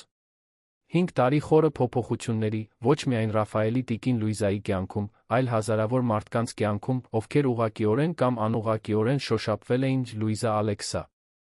նյան հիմնադրամի աշխատանքից։ Սեպտեմբերի այդ շաբաթ առավոտյան Ռաֆայելը արթնացավ վաղ, ինչպես միշտ անում էր հիմա։ Այլս ոչ թե գործարարական պարտավորությունների հրատապությունից, այլ պարզ հաճույքից, վայելելու օրվա յուրաքանչյուր պահը։ Նա իջավ նոր Նորքի տան խոհանոց գտավ իր մորը արդեն արթուն, սուրճ պատրաստելիս։ Նա հիմա 79 տարեկան էր, նրա ամբողջովին սպիտակ մազերը միշտ լավ հարդարված էին նուրբ հանգույցով, դեմքը դեռ նշանավորված էր կյանքի տված կնճիռներով, բայց աչքերում կար այն հատուկ փայլը, ով գտել էր նպատակ։ Բարի առավոտ, մայրիկ։ Ռաֆայելը համբուրեց նրա գլխի վերը։ Բարի առավոտ, որդիս։ Այսօր կարոր օր է, չէ՞։ Այո։ Ռաֆայելը ժպտաց։ Շատ կարոր։ Դա հիմնադրամի 10-րդ բնակելի համալիրի բացման օրն էր, այս մեկը Գյումրիում։ Բացի այդ, Ռաֆայելին հրավիրել էին դասախոսություն կարդալու Երանի պետական համալսարանի ավարտական արարողությանը, որը երկրի ամենահեղինակավորներից է։ Հրավերը եկել էր հենց ռեկտորից, ով ծանոթ էր Ռաֆայելի պատմությանը, կարծում էր, որ շրջանավարտները շատ բան կարող էին սովորել նրանից։ Բայց մինչ որե միջոցառում, Ռաֆայելը ուներ մի ծես, որը կրոնականորեն պահպանում էր ամեն շաբաթ։ Նա այցելում էր քաղաքի հիմնադրամի նախագծերը, զրուցում էր օգնություն ստացողների հետ, լսում նրանց պատմությունները, նրանց դժվարությունները, նրանց նվաճումները։ Նա այլս հեռավոր գործարարը չէր, ով ամեն ինչ կառավարում էր հեռվից, զեկույցների միջոցով։ Նա մեկն էր, ով իսկապես հասկանում էր, մոտիկից, իրենց կատարած աշխատանքի ազդեցությունը։ Այդ շաբաթ նա գնաց Հանրապետության հրապարակի ապաստանային կենտրոն, առաջինը, որը նրանք բացել էին։ Նա եկավ առանց նախազգուշացման, ինչպես միշտ անում էր։ Նա հատուկ վերաբերմունք չէր ուզում։ Նա ուզում էր տեսնել, թե ինչպես են իրականում գործում իրերը, երբ ոչ ոք չէր սպասում հիմնադրին։ Նա գտավ պարոն Օսվալդին աշխատելիս։ Նախկին ուսուցիչը հիմա համակարգում էր կենտրոնի կրթական բաժինը, առաջարկելով գրագիտության լրացուցիչ դասեր փողոցում ապրող երիտասարդների համար։ Նա մի փոքր սենյակում էր, որը հարմարեցված էր որպես դասարան, շրջապատված 15-ից 20 տարեկան 6 երիտասարդներով, բոլորը ուշադիր, մինչ նա բացատրում էր հիմնական մաթեմատիկական հասկացությունները սպիտակ գրատախտակի վրա։ Ռաֆայելը դիտում էր ապակե դռնից, չընդհատելով։ Նա տեսնում էր կիրքը պարոն Օսվալդի դեմքին, նվիրումը յուրաքանչյուր ժեստում, խնամքը, որով նա ուղղում էր ուսանողների սխալները, առանց նրանց հիմար կամ անկարող զգալու։ Այդ մարդը, ով գրեթե մահացել էր փողոցներում, հիմա փրկում էր այլ կյանքեր կրթության միջոցով։ Երբ դասն ավարտվեց, պարոն Օսվալդը մոտեցավ նրան ողջունելու։ Ռաֆայել, որդիս։ Չգիտեի, որ այսօր կգաք։ Սիրում եմ անակնկալ հայտնվել, պարոն Օսվալդ։ Դուք դա գիտեք։ Ինչպես են ուսանողները։ Ուսուցչի ծերացած դեմքը լուսավորվեց։ Հիանալի են, Ռաֆայել։ Հիանալի։ Այնտեղի հովնանը, կապույտ վերնաշապիկով տղան, քննությունների է պատրաստվում։ Ուզում է ինժեներություն սովորել։ Եվ գիտեք, թե ինչն է ամենագեղեցիկը։ Նա 3 տարի փողոցներում էր։ Այսօր նա բնակարան ունի, կես դրույքով աշխատում է մեքենաների արհեստանոցում, երեկոյան այստեղ, կենտրոնում է սովորում։ Սա այն տեսակի պատմությունն է, որը ստիպում է ինձ ամեն օր արթնանա։ Պարոն Օսվալդ։ Եվ ոչ միայն նա։ Մենք ունենք 23 երիտասարդ, ովքեր կարողացել են վերադառնալ կանոնավոր դպրոց ծրագրի միջոցով։ 15-ը արդեն աշխատում են պաշտոնական պայմանագրով։ Եվ ամենակարևորը, Ռաֆայել, այն է, որ նրանք վերականգնել են հույսը։ Դա անգին է։ Ռաֆայելը ամբողջ առավոտ անցկացրեց կենտրոնի տարբեր բաժիններում։ Նա այցելեց բժշկական ամբուլատորիա, որտեղ բուժքույր Պատրիսյան հիմա համակարգում էր 4 մասնագետներից բաղկացած թիմ, ովքեր բուժում էին դեպքեր, սկսած պարզ վերքերից մինչ ավելի լուրջ արտակարգ դեպքեր, անհրաժեշտության դեպքում միշտ ուղղորդելով հիվանդանոցներ։ Նա այցելեց խոհանոց, որտեղ տիկին Մարիամ վերահսկում էր ամենօրյա կերակուրների պատրաստումը, որոնք կերակրում էին միջինը 200 մարդու։ Նա այցելեց սոցիալական աջակցության բաժին, որտեղ Ջոյսը, արդեն բուժքույրական կրթություն ստացած, բայց սոցիալական աշխատանքի կոչում հայտնաբերած, օգնում էր մարդկանց փաստաթղթեր ձեռք բերել, ընտանիքի անդամներ փնտրել, աշխատանքի հնարավորություններ գտնել։ Յուրաքանչյուր մարդ, ում Ռաֆայելը հանդիպում էր, հաղթահարման պատմություն ուներ։ Եվ այդ պատմություններից շատերը սկսվել էին հենց այդ կենտրոնում, այդ տարածքում, որը նա իր մայրը միասին երազել էին հիվանդանոցային օրերին։ Կեսօրին Ռաֆայելը վերադարձավ տուն, ճաշելու տիկին Լուիզայի հետ, նախքան հաջորդ օրը միասին կմեկնեին Գյումրի։ Մինչ նրանք ուտում էին մակարոնը, որը նա պատրաստել էր, նրանք խոսեցին անցած 5 տարիների մասին։ Երբեմն երազի է նմանվում, մայրիկ։ Ռաֆայելը գինի էր խմում, մինչ նա նախընտրում էր իր գրքի մրգի հյութը։ Հիշում եմ ձեզ այդ նրբանցքում, ինձ դեռ անհնար է թվում, որ այս ամենը պատահել է։ Տիկին Լուիզան դրեց պատառաքաղը, նայեց որդուն այն լուրջ արտահայտությամբ, որը նա օգտագործում էր, երբ ուզում էր կարևոր բան ասել։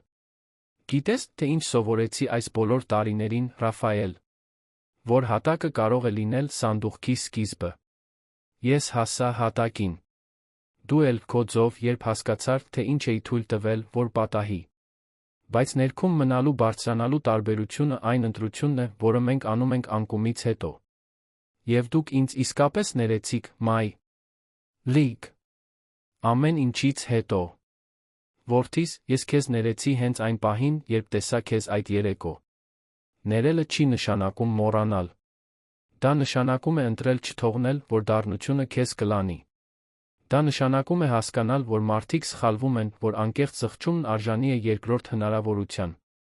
Բայց ես այդքան հեշտ ներման արժանի չեմ։ Ես… Տիկին Լուիզան ընդհատեց, ձեռքը նրա ձեռքին դնելով։ Դա հեշտ չէր, Ռաֆայել։ Կային գիշերներ, որ ես մենակ լացում էի իմ սենյակում այստեղ։ Կային պահեր, որ ցավը վերադառնում էր, որ լքվածության զգացումը սեղմում էր իմ կուրծքը։ Բայց հետո ես շուրջս նայում էի, տեսնում այն ամենը, ինչ դու անում էիր։ Ոչ թե պարտավորությունից, ոչ թե քո խիղճը մաքրելու համար, այլ որովհետև դու իսկապես փոխվել ես։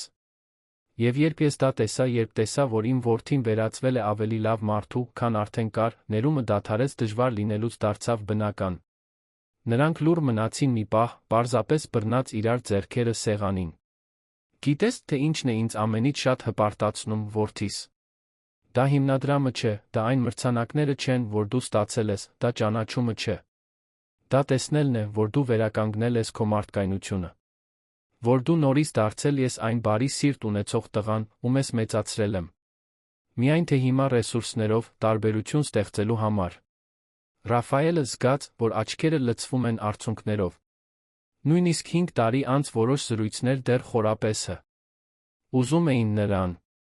Այն ամենը, ինչ ես լավն եմ, ես սովորել եմ ձեզնից, մայրիկ։ Տիկին Լուիզան ժպտաց։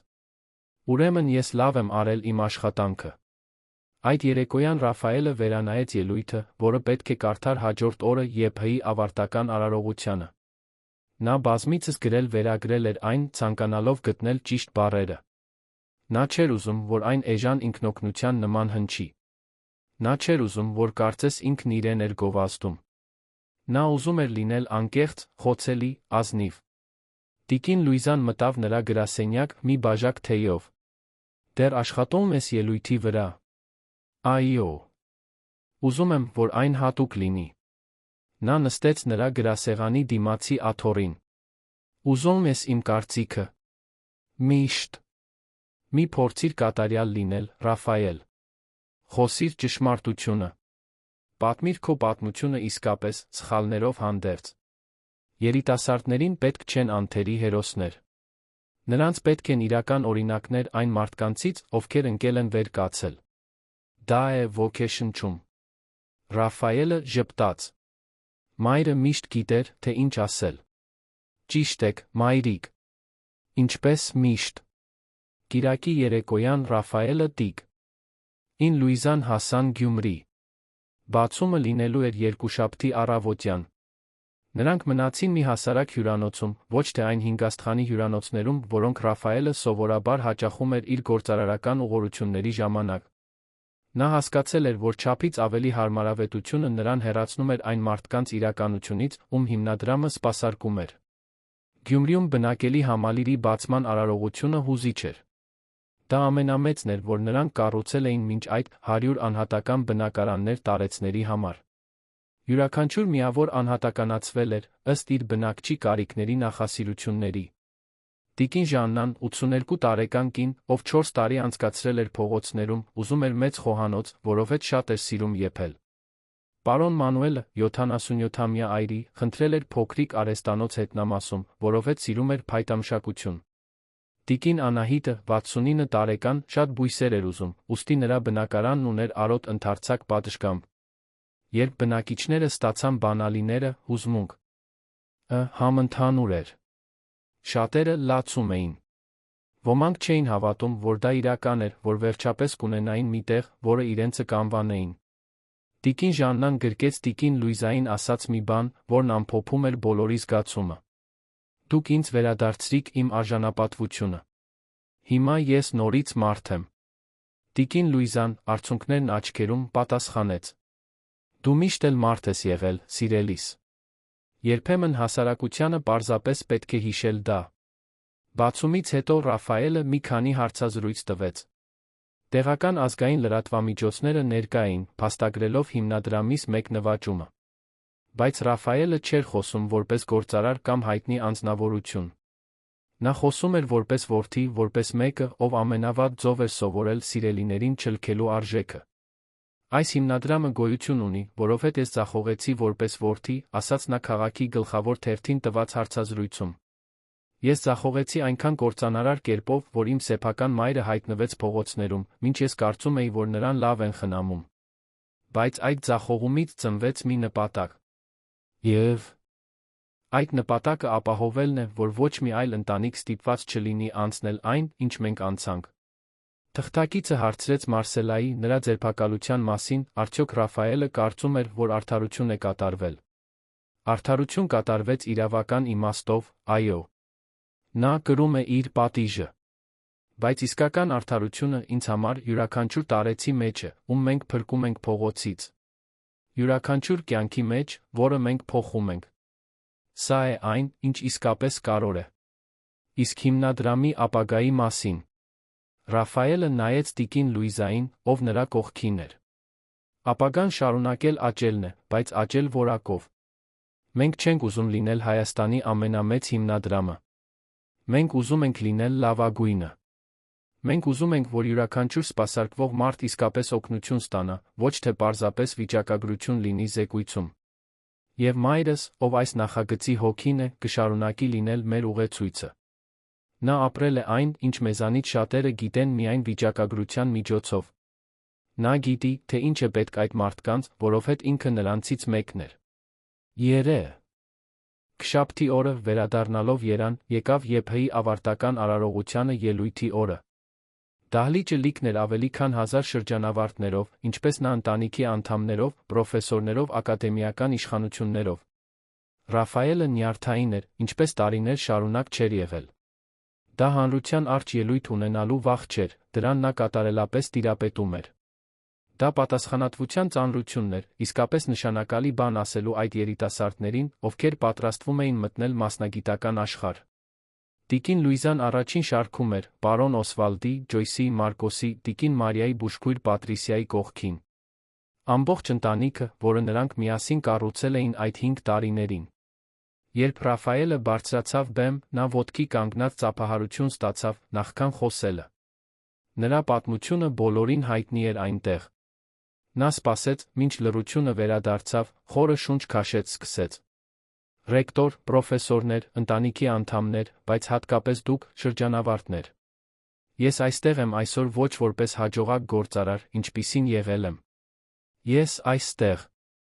եմ որպես մեկը, ով կորցրել է այն ամենը, ինչ իսկապես կարևոր էր, ինչ կարծում էր, որ նվաճում է աշխարհը։ Նա պատմեց իր պատմությունը։ Նա չխնայեց իր սխալների մանրամասները։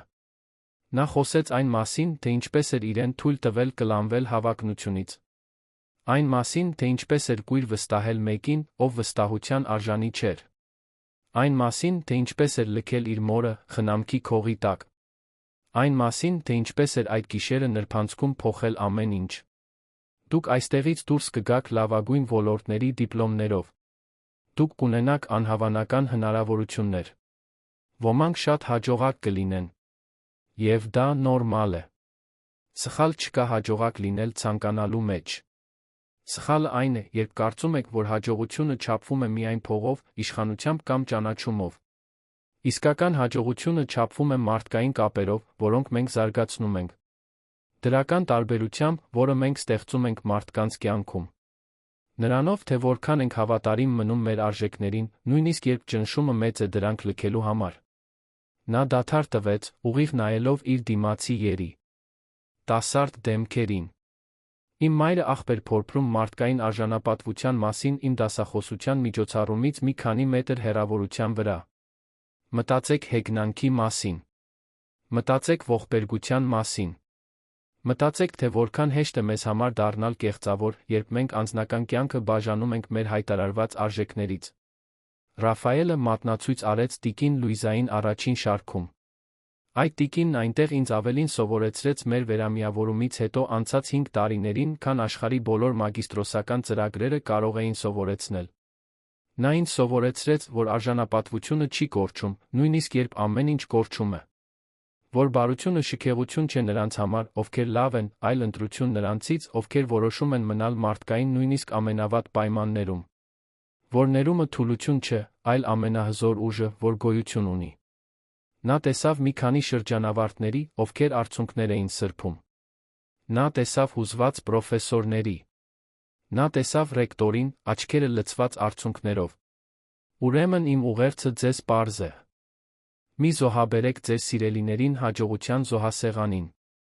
Մի անտեսեք նրանց, ովքեր օգնության կարիք ունեն միայն այն պատճառով, որ դա անհարմար է կամ շահույթ չի բերում։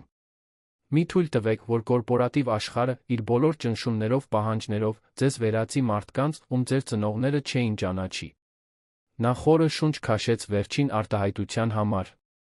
Եվ եթե սխալվեք, որովհետև բոլորս էլ սխալվում ենք, ունեցեք քաջություն ճանաչելու, ներում խնդրելու փոխվելու։ Երբեք ուշ չէ ճիշտը անելու համար։ Երբեք ուշ չէ ձեր մարդկայնությունը վերականգնելու համար։ Երբեք ուշ չէ արժանապատվության լույսը վերագործարկելու համար։ Հաջորդող լռությունը տեց ընդամենը մի քանի վայրկյան, նախքան պայթելը 5 րոպե տող ծափահարությունների մեջ։ Շրջանավարտները վեր կացան, բղավեցին, ծափահարեցին։ Ոմանք բացահայտորեն լացում էին։ Պրոֆեսորները մոտեցան նրան ողջունելու։ Ռեկտորը գրկեց նրան, ասելով, որ դա համալսարանի պատմության լավագույն ավարտական ելույթն էր։ Բայց Ռաֆայելի համար ամենակարևոր պահը եղավ, երբ նա իջավ բեմից գտավ իր մորը։ Նա ամուր գրկեց նրան, այնպես, ինչպես մայրերը գրկում են իրենց որդիներին, անկախ տարիքից։ Դու գեղեցիկ խոսեցիր, որդիս։ Սրտից խոսեցիր։ Քո հայրը հպարտ կլիներ։ Առաջին անգամն էր տարիների ընթացքում, որ նա հիշատակում էր Ռաֆայելի հորը, մի մարդու, ում նա երբեք չէր ճանաչել, ում մասին նա հազվադեպ էր խոսում։ Ռաֆայելը թեթակի հեռացավ գրկից, նրա աչքերին նայելու համար։ Նա հպարտ կլիներ։ Տիկին Լուիզան ժպտաց արցունքների միջից։ Կլիներ։ Որովհետև դու դարձար այն մարդը, ում ես միշտ երազել եմ, որ դու կլինես։ Ոչ թե հարուստ կամ հայտնի լինելու համար, այլ որովհետև դու բարի ես։ Այդ երեկոյան Ռաֆայելը իր սոցիալական ցանցերում տեղադրեց մի պարզ տեսանյութ։ Նա տիկին Լուիզան տան խոհանոցում, պատրաստելով հավի ստրոգանովը։ Նա սովորում էր, երկուսն էլ ծիծաղում էին ինչ-որ ներքին կատակից։ Վերնագիրը նույնքան պարզ էր։ 5 տարի առաջ ես վերամիավորվեցի մորս հետ, աղբ փորփրելիս։ Այսօր մենք ամեն կիրակի միասին ենք եփում։ Ավելի մեծ հաջողություն չկա, քան սա։ Տեսանյութը վիրուսային դարձավ։ 2 օրում այն ուներ ավելի քան 20 միլիոն դիտում։ Հազարավոր մեկնաբանություններ մարդկանցից, ովքեր ասում էին, որ այդ տեսանյութը ոգեշնչել է նրանց զանգահարել իրենց մայրերին, այցելել իրենց ծնողներին, վերամիավորվել ընտանիքի անդամների հետ, ում անտեսել էին։ Հաշտեցման պատմություններ սկսեցին հայտնվել։ Որդիներ, ովքեր նորից խոսեցին ծնողների հետ։ Եղբայրներ, ովքեր վերամիավորվեցին։ Ընտանիքներ, ովքեր նորից միացան։ Մի հատկապես մեկնաբանություն շոշափեց Ռաֆայելին։ Դա Սանդրա անունով մի կնոջից էր, Վանաձորից։ Իմ հայրը ծերանոցում է արդեն 3 տարի։ Ես կանոնավոր կերպով վճարում եմ ամսական վճարը, բայց երբեք չեմ այցելում, որովհետև հեռու է, իմ կյանքը խելահեղ է։ Այս տեսանյութը դիտելուց հետո ես հասկացա, որ անում եմ հենց այն, ինչ Ռաֆայելն արեց։ Վաղը կգնամ նրան բերելու։ Նա ինձ հետ կապրի։ Շնորհակալություն ինձ արթնացնելու համար։ Ռաֆայելը ցույց տվեց մեկնաբանությունը տիկին Լուիզային։ Նա կարդաց, ժպտաց ասաց. «Տեսա՞ր, որդիս։ Մի սխալը դարձավ դաս ամբողջ աշխարհի համար։ Սա իսկական փոխակերպում է»։ Հաջորդող ամիսներին Լուիզա Ալեքսանյան հիմնադրամը շարունակեց ընդլայնվել։ Այն բացեց 3 ապաստանային կենտրոն, 2 բնակելի համալիր։ Այն գործարկեց մասնագիտական վերապատրաստման ծրագիր հատուկ 50 տարեկանից բարձր անգործ մարդկանց համար, ճանաչելով, որ տարիքային խտրականությունը բազմաթիվ տարեցների խոցելի վիճակում հայտնվելու պատճառներից մեկն էր։ Այն նա ստեղծեց վերամիավորում ծրագիրը, կենտրոնացած ընտանիքների վերամիավորման վրա։ Փողոցում ապրող բազմաթիվ տարեցներ ունեին որդիներ, դուստրեր, ովքեր պարզապես կորցրել էին կապը, հպարտությունից, ամոթից կամ կյանքի հանգամանքներից ելնելով։ Հիմնադրամը սկսեց հանդես գալ որպես միջնորդ, հեշտացնելով այդ վերամիավորումները, երբ հնարավոր էր ցանկալի երկու կողմերի համար։ Ռաֆայելը կտրուկ կրճատեց իր գործարարական գործունեությունը։ Նա գլխավոր տնօրեն նշանակեց Ալեքսանյան տեքնիկի ամենօրյա կառավարումը վարելու համար, սկսեց հանդես գալ միայն որպես խորհրդի նախագահ, մասնակցելով ռազմավարական որոշումներին, բայց ոչ ամենօրյա կառավարմանը։ Նրա հիմնական ուշադրությունը հիմա հիմնադրամն էր, ամենակարևորը՝ իր մայրը։ Ամեն կիրակի դեռ սուրբ էր։ Նրանք միասին էին եփում, զրուցում, երբեմն պարզապես լուռ նստում էին կողք կողքի, հեռուստացույց դիտելով կամ կարդալով։ Ռաֆայելը հայտնաբերեց, որ պետք չէր միշտ ինչ-որ մեծ բան անել։ Երբեմն պարզապես ներկա լինելը բավականաչափ մեծ էր։ Տիկին Լուիզան, 79 տարեկան, դարձել էր հարգված հանրային դեմք։ Նրան հրավիրում էին դասախոսություններ կարդալու, հեռուստահաղորդումների մասնակցելու, տարեցների արժանապատվության մասին հոդվածներ գրելու։ Բայց նա մնում էր համեստ, միշտ հիշելով, թե որտեղից էր եկել, ինչու էր այնտեղ։ Ազգային հեռուստահաղորդմանը տված հարցազրույցում հաղորդավարուհին հարցրեց, թե արդյոք նա կարողանում է ամբողջությամբ ներել Ռաֆայելին կատարվածի համար։ Ներեցի, այո։ Բայց գիտեք ինչու։ Որովհետև նա ինձ տվեց սիրո ամենամեծ ապացույցը, որը որդին կարող է տալ մորը։ Նա փոխվեց։ Նա ոչ միայն ներողություն խնդրեց։ Նա փոխակերպվեց։ Եվ ավելին, նա այդ ցավը վերածեց մի բանի, որն օգնում է հազարավոր մարդկանց։ Ինչպես կարող էի չներել։ Իսկ Մարսելային։ Նրան էլ եք ներում։ Տիկին Լուիզան մի պահ մտածեց, նախքան պատասխանելը։ Ես ճանապարհին եմ։ Ներումը անջատիչ չէ, որը միացնում ես վերջ։ Դա գործընթաց է։ Կան օրեր, որ զայրույթը վերադառնում է, որ ես հիշում եմ նրա արածը զայրանում։ Բայց կան օրեր, որ կարողանում եմ նրա մասին մտածել որպես մարդու, ով սարսափելի սխալ է գործել, հիմա դրա համար վճարում է։ Հույս ունեմ, որ երբ բանտից դուրս գա, նա այլ մարդ կլինի։ Հույս ունեմ, որ նա կսովորի։ Եվ եթե մի օր նա ուզենա անձամբ ներողություն խնդրել, ես կլսեմ։ Որովհետև դա է այն մարդու տեսակը, որ ես ուզում եմ լինել։ Հարցազրույցը հուզեց միլիոնավոր հեռուստադիտողների։ Տիկին Լուիզան դարձավ ոչ միայն հաղթահարման, այլ անկեղծ ներման կարեկցանքի խորհրդանիշ։ Իսկ Ռաֆայելը դարձավ կորպորատիվ սոցիալական պատասխանատվության հղում։ Նրան մշտապես հրավիրում էին խոսելու այն մասին, թե ինչպես կարող են գործ արարները արդյունավետ կերպով օգտագործել իրենց ռեսուրսները սոցիալական նպատակների համար, ոչ միայն որպես մարքեթինգ։ Նրա ուղերձը միշտ նույնն էր։ Սկսեք տանից, խնամեք նրանց, ովքեր մոտ են, մի անտեսեք հիմնականը, արտասովորը փնտրելիս։ Իր ամենանշանավոր դասախոսություններից մեկում նա ասաց մի բան, որը դարձավ նրա ամենահայտնի արտահայտությունը։ Ես կարող էի 100,000 դրամ նվիրաբերել սոցիալական նախագծի, մինչ իմ սեփական մայրը աղբեր փորփրում։ Սա առատաձեռնություն չէ։ Սա կեղծավորություն է։ Իսկական սոցիալական փոփոխությունը սկսվում է այն ժամանակ, երբ մենք մեր սեփական ընտանիքներին, մեր սեփական աշխատակիցներին, մեր սեփական հարաններին վերաբերվում ենք նույն արժանապատվությամբ, որը մենք ցանկանում ենք աշխարհի համար։ Լուիզա Ալեքսանյան հիմնադրամը նշեց իր 5-ամյակը տպավորիչ թվերով։ Այն ուղղակիորեն օգնել էր ավելի քան 8000 մարդու դուրս գալ փողոցային իրավիճակից։ Այն ստուգել էր ավելի քան 300 ապաստան, հանգեցնելով 63-ի փակմանը անբավարար պայմանների պատճառով 120-ի բարելավմանը։ Այն կառուցել էր 7 մշտական բնակելի համալիր, ընդհանուր 450 միավորով։ Այն գործում էր 15 ապաստանային կենտրոն 9 մարզերում։ Բայց թվերից ավելի կարևոր էին պատմությունները։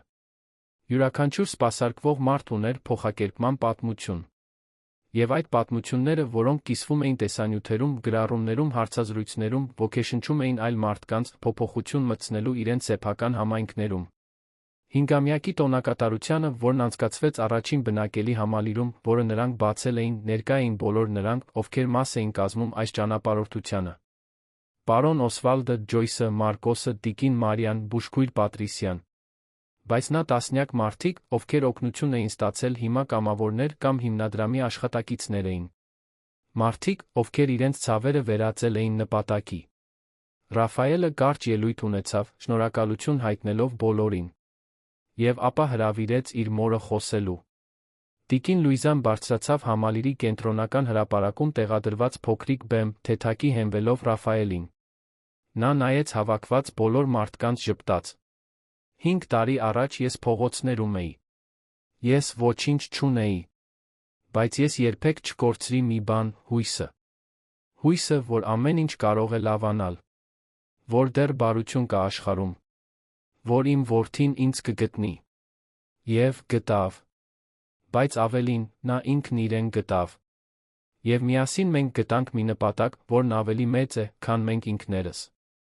Նա հուզված դադար տվեց։ Ձեզանից յուրաքանչյուրը ներկայացնում է երկրորդ հնարավորություն։ Մի նոր պատմություն։ Մի լույս թունելի վերջում։ Եվ ուզում եմ, որ դուք իմանաք, որ դուք արժեքավոր եք։ Որ ձեր կյանքերը կարևոր են։ Որ աշխարհը ձեզ հետ ավելի լավն է։ Երբեք մի մոռացեք դա։ Ծափահարություններ արձագանքեցին հրապարակում։ Եվ մինչ Ռաֆայելը գրկում էր իր մորը այդ իմպրովիզացված բեմում, նա բացարձակապես վստահ էր, որ հաշտվել էր իր անցյալի հետ, կառուցել էր մի ապագա, որով կարող էր անկեղծորեն հպարտանալ։ Այսօր Ռաֆայելի տիկին Լուիզայի պատմությունը ուսումնասիրվում է համալսարաններում որպես անձնական փորձի միջոցով սոցիալական փոխակերպման օրինակ։ Նրանց դեպքը ազդել է տարեցների պաշտպանության մասին օրենսդրության փոփոխությունների վրա մի քանի մարզերում։ Լուիզա Ալեքսանյան հիմնադրամը դարձել է մոդել այլ նմանատիպ կազմակերպությունների համար։ Բայց Ռաֆայելի տիկին Լուիզայի համար այն, ինչ իսկապես կարևոր է, մրցանակները, ճանաչումները կամ վիճակագրությունը չեն։ Կարևոր են կիրակի օրերը խոհանոցում։ Գրկախառնությունները քնելուց առաջ։ Պարզ զրույցները ոչնչի ամեն ինչի մասին միաժամանակ։ Այն հայացքները, որոնք 1000 բառից ավելին են ասում։ Դա այն վստահությունն է, որ չնայած ամեն ինչին, ինչ պատահեց, չնայած ամբողջ ցավին տառապանքին, նրանք գտան իրար վերադառնալու ճանապարհը։ Եվ այդ ճանապարհին նրանք լուսավորեցին հազարավոր այլ մարդկանց ճանապարհը։ Այս կնոջ նրա որդու պատմությունը դարձավ խորհրդանիշ, որ երբեք ուշ չէ ճիշտը անելու համար։ Որ նույնիսկ ամենախորը մթության մեջ դեռ հնարավոր է վերագործարկել արժանապատվության լույսը։ Որ իսկական սերը դա չէ, որը երբեք չի սխալվում, այլ այն, որը քաջություն ունի ճանաչելու իր սխալները, ներողություն խնդրելու փոխվելու։ Եվ ամեն անգամ, երբ ինչ-որ մեկը հարցնում է Ռաֆայելին, թե որն է իր կյանքի ամենամեծ ձեռքբերումը, նա չի խոսում իր տեխնոլոգիական ընկերության մասին։ Նա չի խոսում միլիոնների մասին, որոնք նա վաստակել է։ Նա չի խոսում այն մրցանակների մասին, որոնք նա ստացել է։ Նա պարզապես պատասխանում է. ես վերամիավորվեցի մորս հետ։ Եվ նա ինձ ներեց։ Ավելի մեծ նվաճում չկա, քան սա։